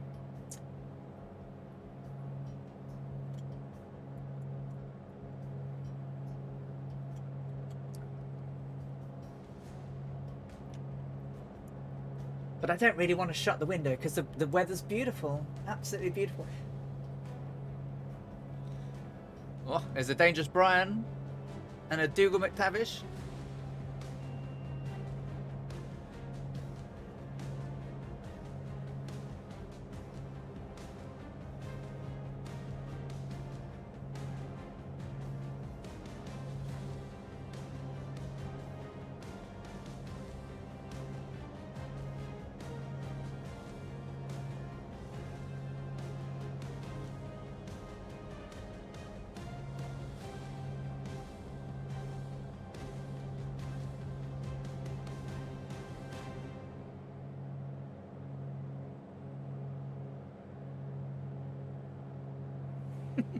No worries, Brian.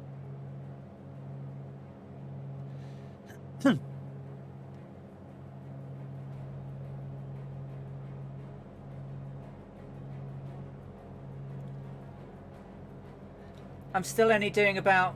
I'm doing sub 150.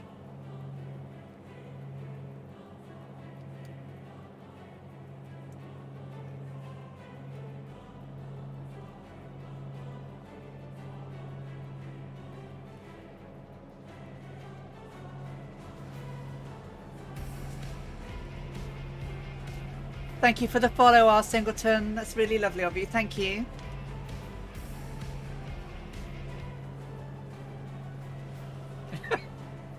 Well, there shouldn't be. So back in the day, the airport at El Fasher was surrounded by an 18-foot fence to basically stop that happening. So animals shouldn't have actually got into the airport compound, but it did mean you had a big hedge to get over.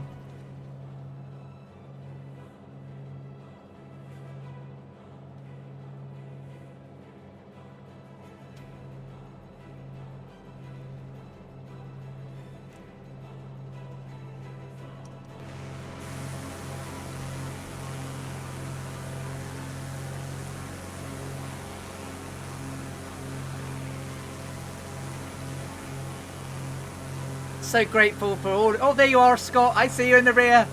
There you are.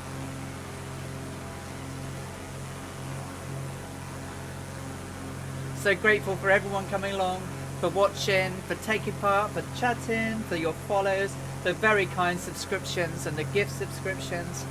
I'm so glad I can get to explore this journey with you all.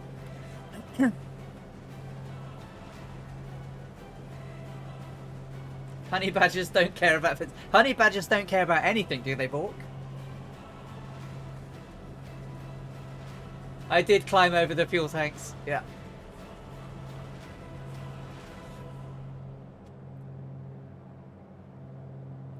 So as you know, they had to crawl over the tanks to get to the loo at the back. So there wasn't a lot of room to get over those fuel tanks.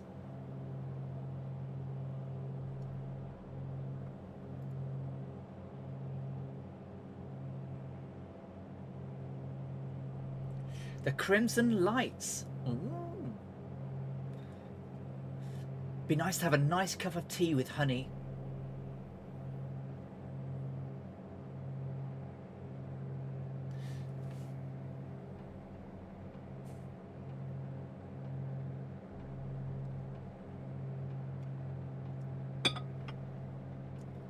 Sounds promising indeed.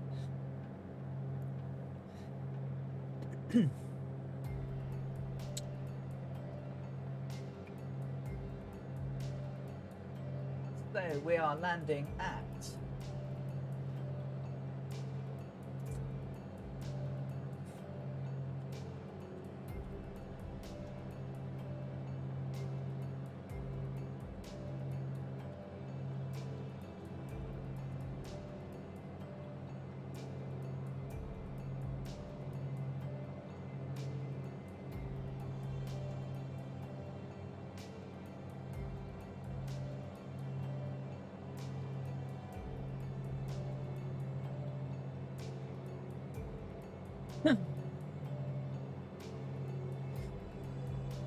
so the airport elevation at El Fasher is 2,402 feet. Has it got anything about... Does it have...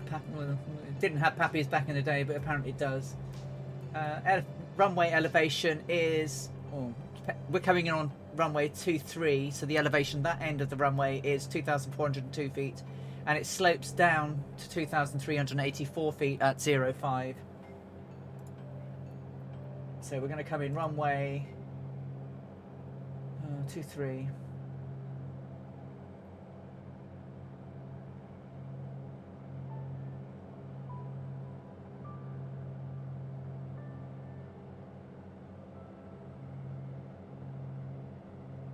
Final approach course is 229 degrees.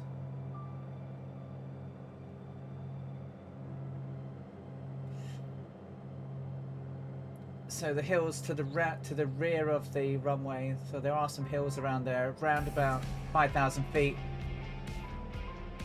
300-400 feet. So we've got to watch the hills to the rear. Oh, thank you so much for the follow. Somebody's followed Botip. Hey Botip, how are you doing? Lovely to see you. Did you enjoy your flying around in the VGP last night? I absolutely loved it.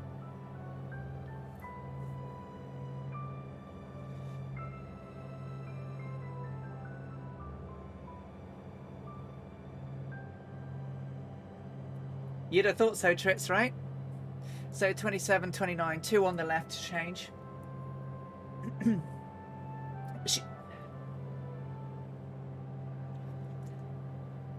Yeah, 65 horsepower engine on that thing. And because it's got a solid formed wing, it can actually do aerobatics, unlike the Aerolite 103, which literally won't.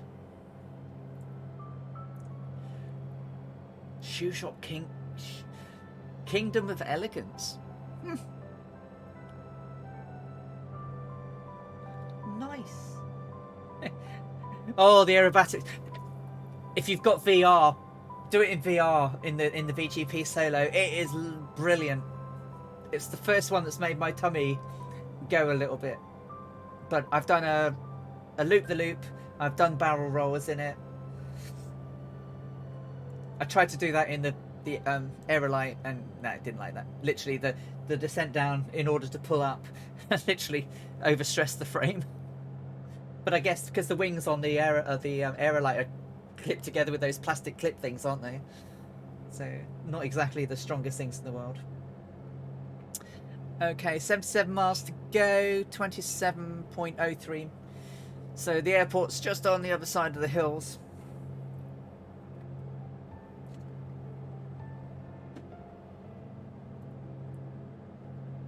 We're closing in on the top of the descent. So once we've got past the highest of the ridge, we can drop down.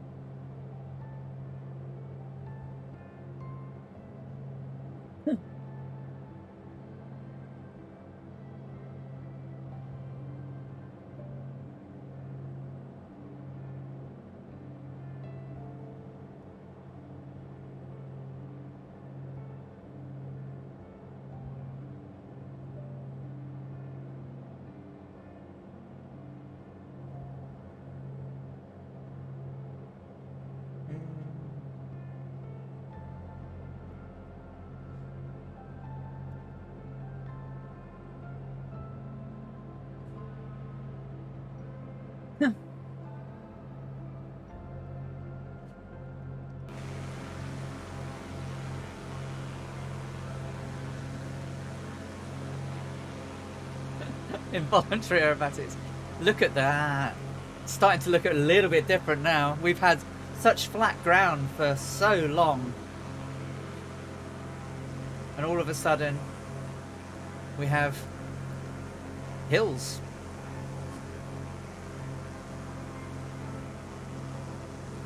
It's going to get desolate again on the other side, but still, it's nice to have a change of scenery.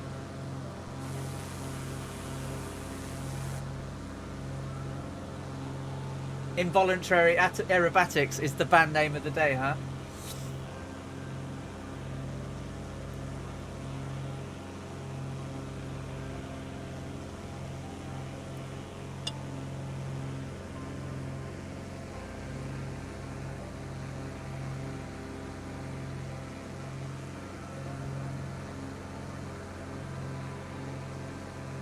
They're coming, Scott. They're coming. They're not too far ahead.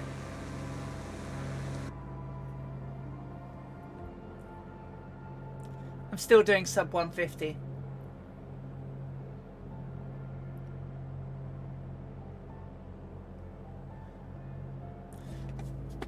We've pretty much kept it on the time that we needed to.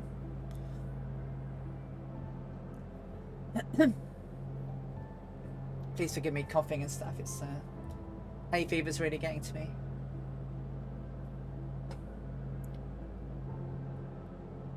It is nice to see some ridges. And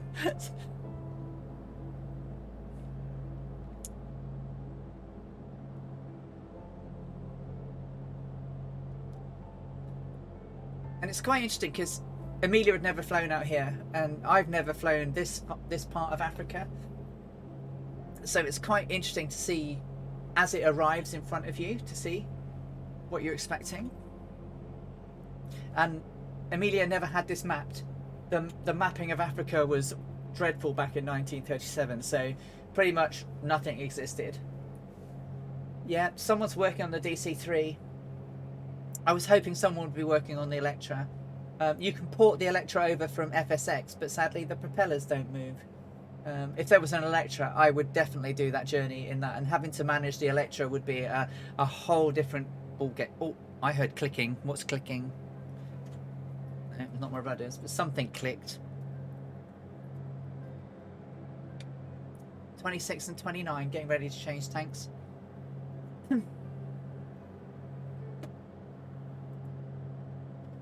So, yeah.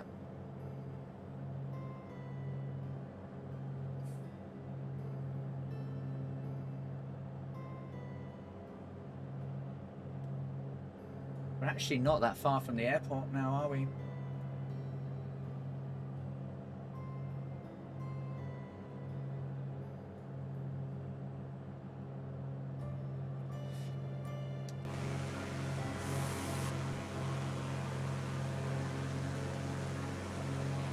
From my maps, it would suggest that the airports are beyond that ridge.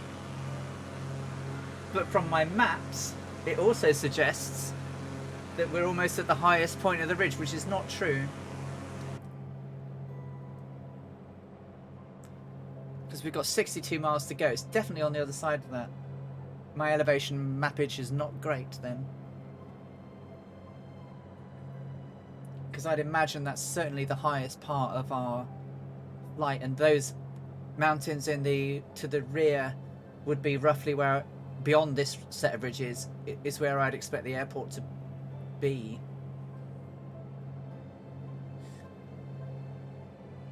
Because this is all dried river basins, this should be rivers.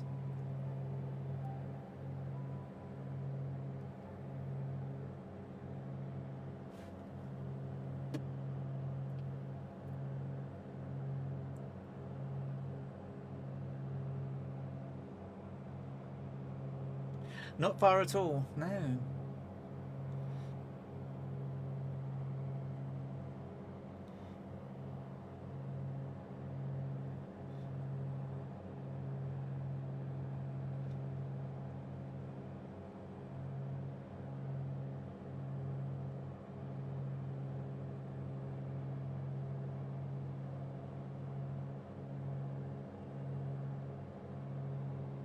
Okay, 25 on the left, moving to right tank now.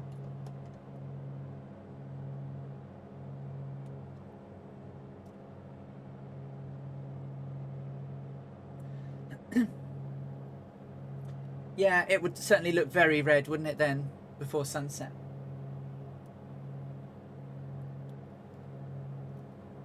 I still can't believe how they've managed to get the game to look like they have. I know what they've done, and I just still find it incredible that out of the box, the scenery can look like this. And I know we give it a few knocks for its stutters and its dodgy patches and things like that, but it is breathtaking, isn't it? It just is breathtaking.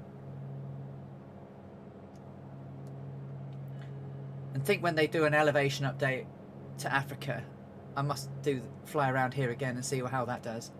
They really must do that at some point. Because Africa's so vast and hardly anyone flies it. There was a poll on somebody's flight this weekend. It was like, where are you wanting to fly?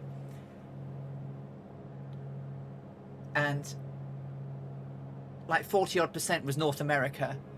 And it was like 2% for people flying in Africa. And it was like, it's huge. And no one's flying it. I mean, we flew around there yesterday in the Ovakando Basin, and that was amazing. It's incredible. Absolutely incredible.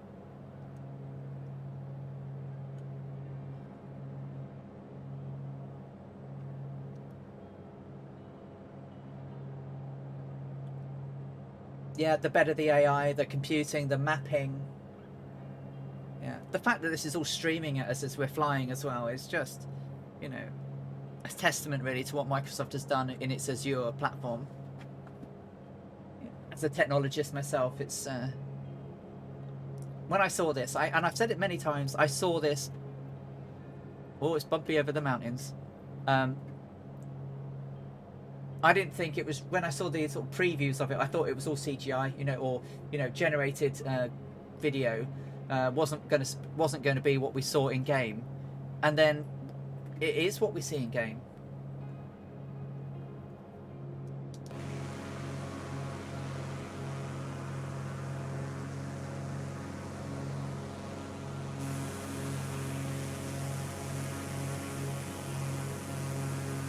Look how different that is to what we've been flying along with. Walk Mode Hoonigan, thank you so much for the follow. Welcome. Hey Captain Arash, welcome back. No problem. We're not far out from the airport now. About 50 miles to go. About 17 minutes till landing at El Fasher, or El Fasher. What I did was actually went into Windows Update and uninstalled it from there, and then rebooted, and then ran Windows Update again and just reinstalled it. It will automatically start downloading it.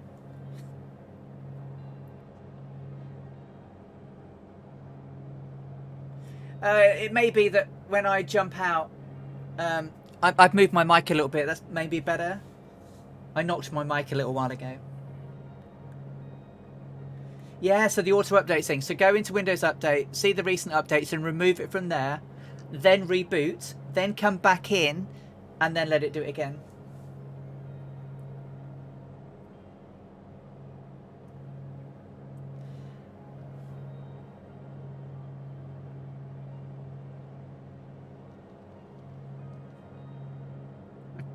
It's meant to be like 2 fist bumps away from your mouth, but I knocked it all the way over there.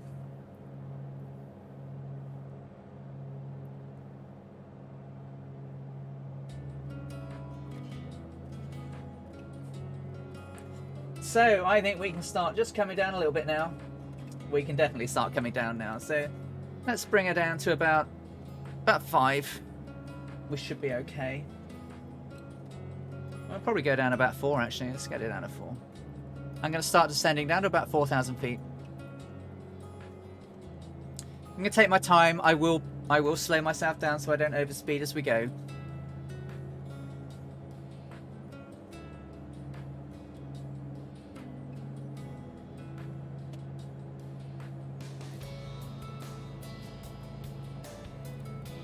Isn't it much better than I thought? It's way better.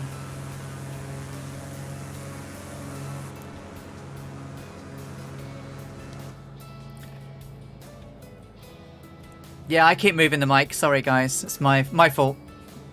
It's sort of just in my peripheral, and when I go for my rudder, my throttle quadrant, it's literally just underneath it. When I get my Bravos, I won't need to do that because they'll be lower down on my table.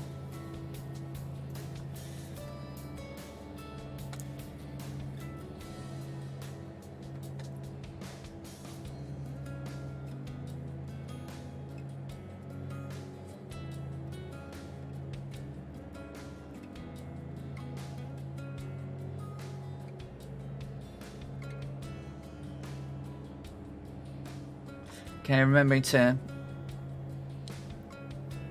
keep my engine on track. Make sure I'm not...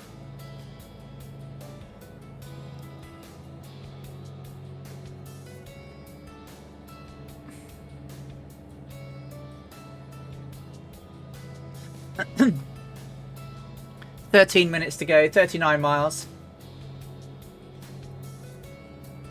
I'm not going to fiddle my rudders. I'm afraid I'm going in brakeless and rudderless.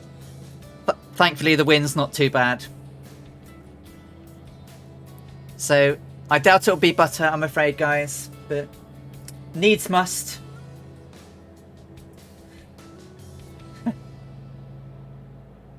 It should be Tuesday, Scott. Tuesday. I can't believe it. Someone is doing a bonfire. Oh, it's... I'm going to have to go out and... It's going to be alley rage. As I've not got any rudders now, Brian, I'm going to go runway 05. Runway 05. Because it won't make any difference. Because I've got no rudders. I'm not going to be able to control my... Whether it's a tailwind or a side crosswind or even a headwind, I've got nothing. So, and I'm going to have to remember to press the right button to slow myself down on the runway because I'm going to have to reach and press the keyboard.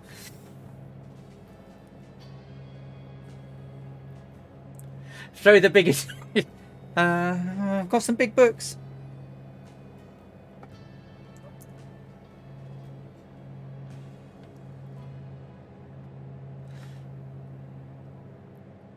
So 34.7 miles to go.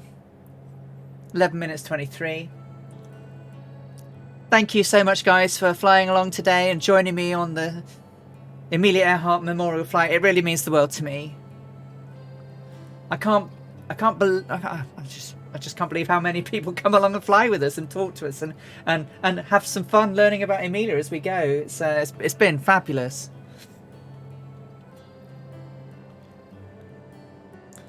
And we're getting to see, you know, I've never flown this area of the world. Nice. That's really, I'm just so pleased, you know, for someone who's only doing this for a bit of fun. And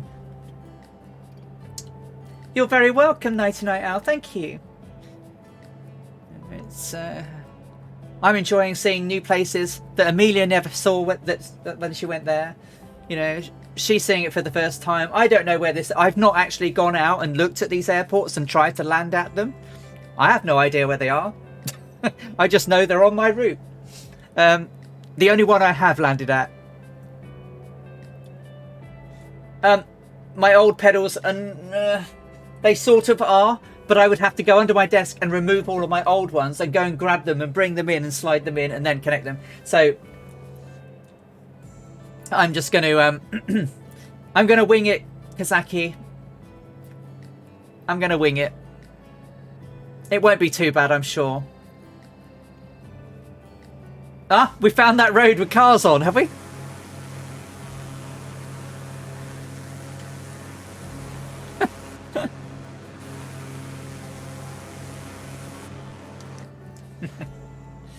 Yeah, so every 2 o'clock every Saturday afternoon I'll be flying for the next many weeks. No, that was hideous. I mean, literally, it was such a... I was in control of the landing and then I had nothing. You know, I went to flare, nothing. And because your aircraft's so nose heavy, it just dipped forward and hit the runway. I've done it once before. You're so welcome, Red Pilot Randy. I'm doing a load of research on somebody else at the moment as well. So for my next set of flights, beyond that, it was going beautifully, then nothing. I couldn't do anything about it. I was so disappointed, you know, because I don't like to lash things up, but that was totally lashed. It was like Gordon Bennett. But it was so, you know, it was too late by then. It had been quite a long flight as well. I didn't want to sort of reset stuff and redo it, and it just was going to do it again. I walked it off, yeah. I mean, even when I actually got it off the runway, I then had no steering. And then it wouldn't break. The keyboard wouldn't even break, and it was like, I just had to, it was literally, I had to pull the only thing that was working was a throttle caution. And that looks like a river that's actually, that looks like a sort of slightly wetter point of ground here, right? It's actually a river in it. Yeah.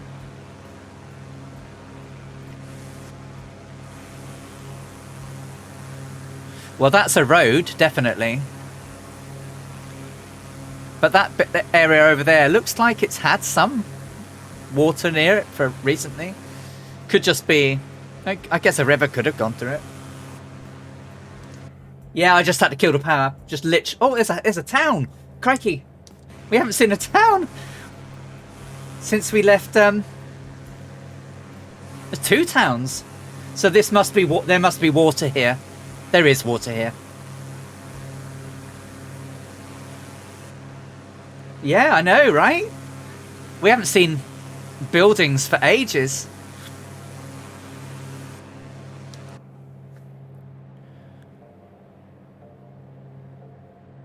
Two town. Yeah, it's a bit of a... Yeah.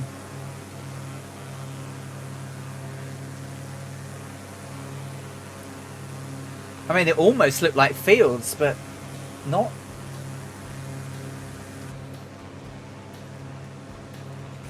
So as we close in on the end of our journey today, we've still got the Fireflies flying along with me, and I'd like to say a big thank you to you guys.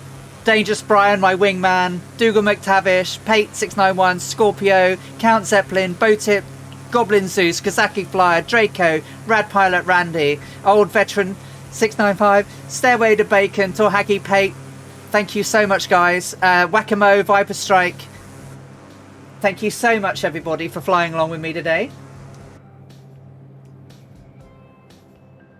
Well, do you know what? Amelia actually wrote that because aircraft had become quite a common-ish thing, that even the tribesmen of their day would probably... She said she had a picture out of her house where you should see the tribesmen look up and go, oh, it's a new Lockheed. And she actually wrote that in her diary. So she was saying that flying was much more accepted than she thought it would be. The French were very big in Africa, obviously, from the colonization of it, and they used to use aircraft to travel across all the place. So it was actually more common than we would give it credit for. Yeah, exactly. They were like, huh, yeah, Lockheed. Yeah, new Lockheed. Okay, so just checking where we're at now. So we are not far away. We're not far away, so I'm going to have a think about where are we now. We're about, I'm going to drop it down to about 3,000. God, let's take it down to 3. And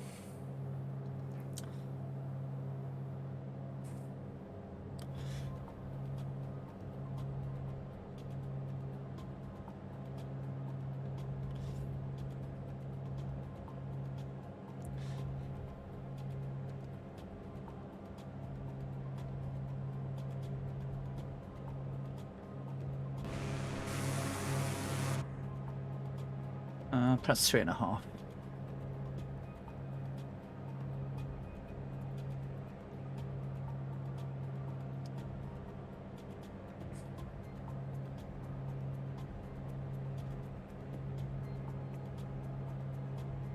So it should be a slightly bigger town coming up on our port side, which is Shagara Musa. There should be a river. We should cross a river, which is just in front of, pretty much in front of the airport. So we'll come in, what are we doing, 81 degrees, and then we'll change to a course of 56 for the actual runway.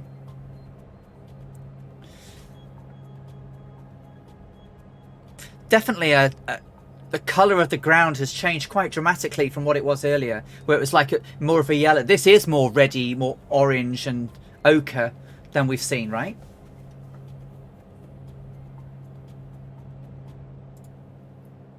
All very dry, but the colour's different. The colour's markedly different this side of the mountains. Yeah, it's almost like a marshishness to it, right? Certainly ahead of us. That looks to be the river.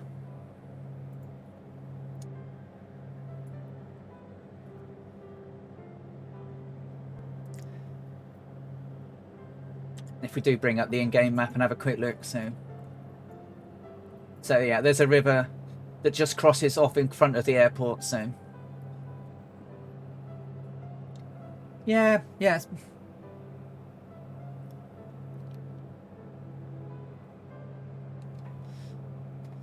Okay, we're 26 and 25, so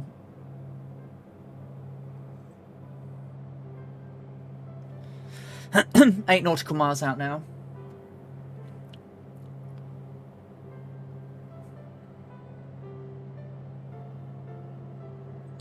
Isn't it? It's just... And this is probably, this is a lot more populated than it was when in 1937 when Amelia did this. Much, much more. But it must have been just like nothingness, mustn't it? It must...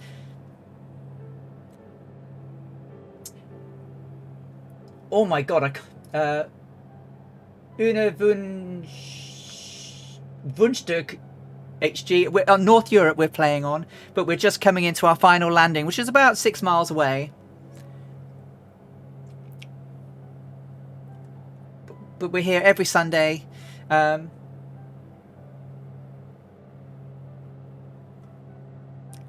Well, that would have been the thing. At least 05 Viper Strike 05. Every Saturday, I'm flying, and then on Sundays, Tuesdays, and Thursdays, I fly with Colonel Falk on Colonel Falk's community.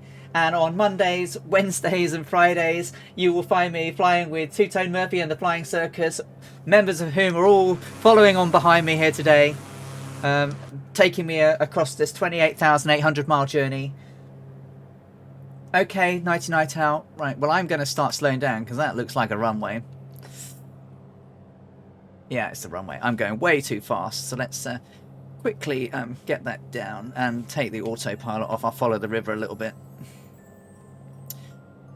And while I'm out here, we're now into slow down territory, so we can bring the wings out. Let's do some trimming. This is going to be hard because I have no pedals. War Hamster, hey, how you doing?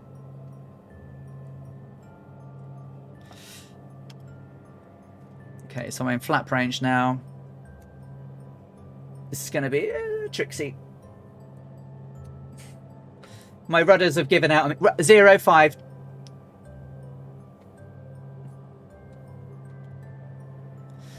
So prepare for landing. I'm pretty much full tank. Fullest tank is going to be the left tank at the moment, so change to that. Oh, no, no, no. Don't want to do that, do I? Christ almighty. I can't wait for my Bravo.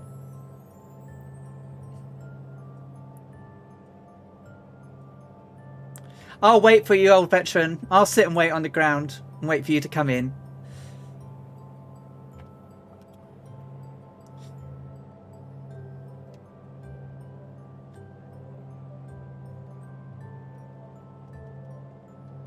So I've got no brakes. My rudders don't work. Again. So I'm going to do my best. Looks like it's a relative... Yeah, they died on me. So they're going back, Warhamster. They also, at some point, turned on whilst I was flying and turned everything off in my cockpit. Literally, everything turned off. So let's just... So I'm going to have to try and keep this on the line without any rudders, which is going to be tricky. And then I'm going to have to rush to try and press the buttons. Thanks, Alien Z-Bob. So let's... Oh, thank you for the follow, Burnside1242. Right on the cusp of me trying to land this thing with no rudders, no brakes. Come on, Ted. You can do this. And try not to land on Tohaki.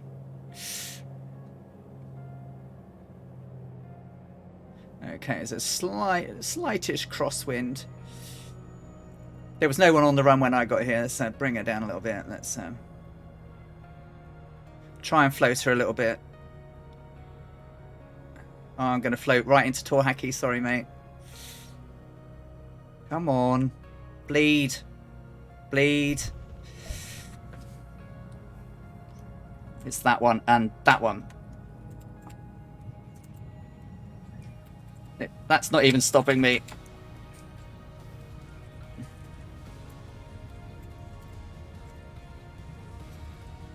Whew. Yeah, it's not the long brakes, it's that I couldn't steer it once I got down. And then the brakes wouldn't work. Whew. It's one way to do it, right? Literally nothing, look. No rudderage. Craziness. Right, let's see who's coming in. That's so hard to control. We've got Scorpio coming in. Yeah, I landed it, and it was pretty much on the line.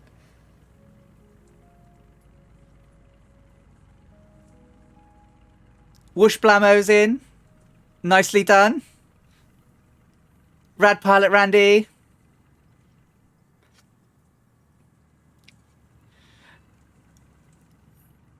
Wee bit of a bounce. Nicely done.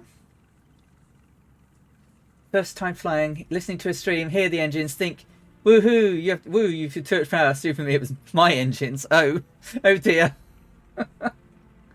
No worries, Scott Draco. Welcome, mate. Welcome to El Fasher. You made it. Here comes Pate 691.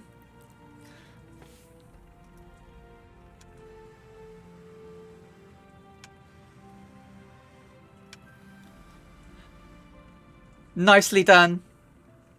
Well done. Welcome, Pate.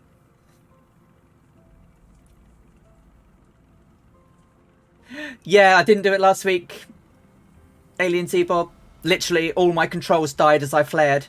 And the nose just went like that. I couldn't do anything. I was literally not very far away from the ground, and you can't do much when that happens.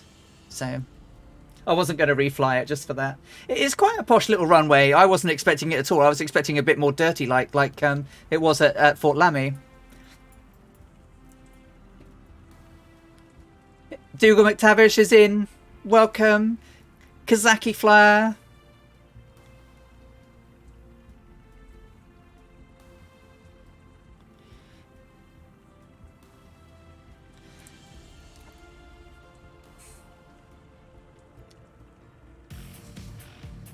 Splasher6, hey mate, thank you so much. Thank you so much for the subscription. That's really kind of you, my friend. Thank you. Thank you, Scorpio. I hope you enjoyed your time here. Dangerous Brian is in. Well done, mate. Well done, Dougal. Thank you, guys. Captain Arash is on his way in. Thank you guys for so much for flying along. All passengers, thank you. Fred, I hope you're all right in the back there, mate. Oh, it was good. It was good, apart from my rudders dying on me. So if you can see from the rear of my plane, I have no rudderage. So I had to land with no rudders and no brakes. And then when I landed, the keyboard brakes didn't want to work either. So I had to roll off the runway and cut the engine. Oh, I'm sorry, Captain Arash. But I got it down. I'll take it. I was on the middle. I'll take that, considering I couldn't, I couldn't adjust myself. So Arctic Turn. Hey, welcome, my friend. And for all of those who may not know, Arctic Turn is also another flight simmer, and he does a fantastic set of streams where he raises money for a charity that helps feed and look after children in Venezuela. And so, if you haven't followed Arctic Turn, please, hop on along and give him a follow and support his streams if you can. Is doing some great work for some great causes, and it's so nice to hear all of the stuff that they're doing to keep the kids looked after. Thank you, Red Pilot Randy. Captain Arash is in. Nicely done. Take care, Nighty Night Owl. We'll see you on a stream soon, probably tomorrow night or tomorrow afternoon with Ailerons Into the Wind. So I catch Arctic Turn in the mornings normally on a Saturday. Thank you, Dougal. No, I'm just delighted with how it's all going, and that people are enjoying the streams and taking part. So if you're relatively new here and you weren't here at the beginning, I have some things to share. So if you've seen it, sorry guys, but I actually found a picture. So I had some pictures of the Electra when she was at Fort Lamy, where we left from this afternoon at 1:30. I found an old fuel receipt. This is that she had to pay for 1,000 gallons of fuel, octane 87, 25 gallons of oil, and her signatures on the bottom there. This is an old chart back from 1937 of Fort Lamy. So this is like the earliest form of like Jefferson charts I could find, but were actually based on this flight. And also a weather report that was completed before she departed.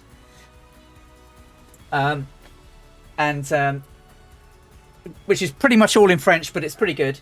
They arrived, and this is the Electra at El Fasher back in 1937, and obviously there are people on the Standard Oil Company, with the company that did all of the refueling and everything. And then I have a picture of two gentlemen who were posing by the Electra, but these guys were actually flit sprayers. So do you know the insect repellent sprayers? Thank you for following Sharky Adventures.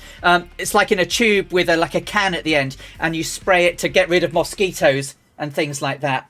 And they were actually disinfecting the aircraft. So they had to disinfect the aircraft. Amelia and Fred had to be sprayed. Their luggage of what there was of it was done, and the whole aircraft. So they did all of that. And this is a copy of the landing fees at El Fasher. You can't really see it, but in the middle of it says landing fees $10 American, which Old Veteran worked out is something like $183 in today's money, which is an incredibly expensive landing price to pay. And once they'd landed, they hadn't intended to be here, but obviously they were trying to get to Khartoum, but because they left so late in the day, they made this their destination, and they were put up in a former Sultan's palace by the governor and Mrs. Ingleson. And to find where they were staying, the airport staff drew a map, and this is the map from El Fasher Airport. El Fasher back in 1937 was surrounded by an 18-foot hedge. And no, it's not. It's a little Cavalier King Charles Spaniel across the road. And this is the airport. This is the hedge. The hedge was to keep animals out, not the aircraft in. And then they had to walk about a mile or so to find the house. And it's actually Roger's rest house. Here's Stairway to Bacon coming in now. Welcome to El Fasher. Catbat Old Veteran and Botip are still out there. I will probably end the stream in a few moments, but I'll sit and watch and wait for the other guys to arrive and watch them down. But anyway, there we go. So I thought I'd share that with you for those of you who only just joined us at the end, because I'd shown some of that during the flight, some of the documentation I'd been finding, which I tried to fly for each leg to show some of the realities that were there. I couldn't read much of her diaries because she didn't write very much for this one, but next time she wrote a little bit more. So we'll be able to talk about a bit more about that. I hope you enjoyed that. I hope you enjoyed. I've enjoyed it immensely, even though my pedals didn't quite kill me this time. At least I got down on the ground. Next week, new pedals. I'm going to put my old ones back in as soon as I finish tonight, and just turn around and have a look at the guys on the ground. Here we are. I shall get some pictures, snapshots of everybody. If you are new to stream at this time of night and you haven't, you fly Microsoft Flight Simulator, and you would like a copy of the livery that was designed by Gibbo Ireland of the Two-Tone Murphy flying community, you can get a copy of it here on twotonemurphy.com/downloads. You can download it for free and join the Electra Mooney Club. It's a beautiful livery. It shows off the sun and the lights absolutely fantastically, and it's a great homage to the original Electra, which was silver and obviously with red highlights everywhere. So it's a really good, and I think it shows off the structure of the aircraft and the riveting so well. It's absolutely brilliant. And obviously you can catch us over on Two Tone Murphy's Discord. That's where I live. That's where everyone else lives. Come over and join the gang. Come join some banter. Have some fun with us. And no, Murph's not here. I'm going to sit here until the guys land if they're coming in. I'm going to sit, but I will do that off stream so that we don't waste everyone's time. But I will sit here and wait for people to come in. That would be fantastic to see. So everyone, thank you so much again. Without you, this stream is nothing. Thank you so much for the time that you've taken to sit with me, talk with me, keep me company, make me laugh, keep me calm when my rudders were playing a part. Thank you for the generosity of the gift subscriptions that everyone has given out. Your generosity is super amazing and really generous. So thank you so much from my heart. I really appreciate that. Join us here this time next week, and where we will fly 2 legs. It's about 809 miles next week, where we'll go from here to Khartoum. Lots of history in Khartoum, and from Khartoum down to Massawa in Assab. So join us then next week. Thank you so much, everybody. Have a great rest of your day. We'll catch you on the streams over the rest of the weekend. Until then, take care, look after yourselves. See you soon.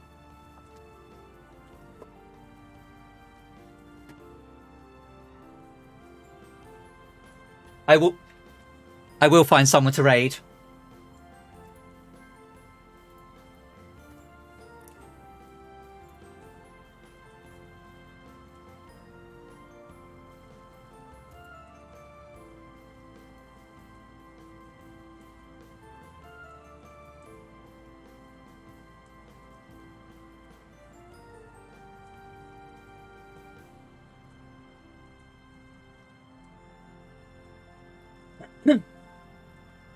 Oh, who can I join? Let's go to Flight Simulator and see who's in. I would like to pick someone who's not got very many people.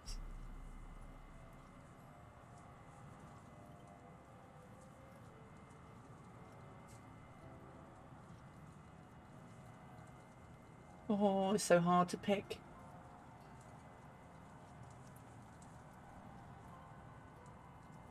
Oh, I know. I'm just chatting away to you guys. Thank you, Johnny. Thanks, everybody.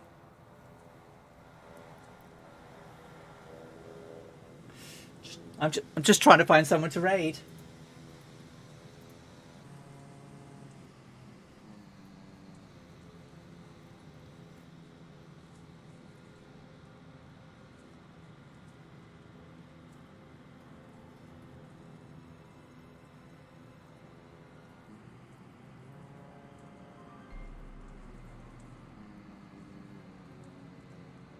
Oh, I don't know. Pick someone with not very many and do some GA, shall we? I'm going to pick someone who I do not know. I'm just going to pick someone at random. I hope they're okay. Please forgive me if they're not.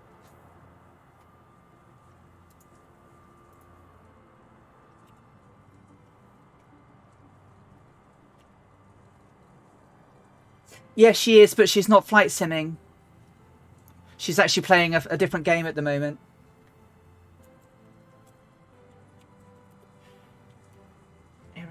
Eric Flyer's only got 5 viewers. This will give him a surprise, won't it? Eric Flyer, Eric Flight.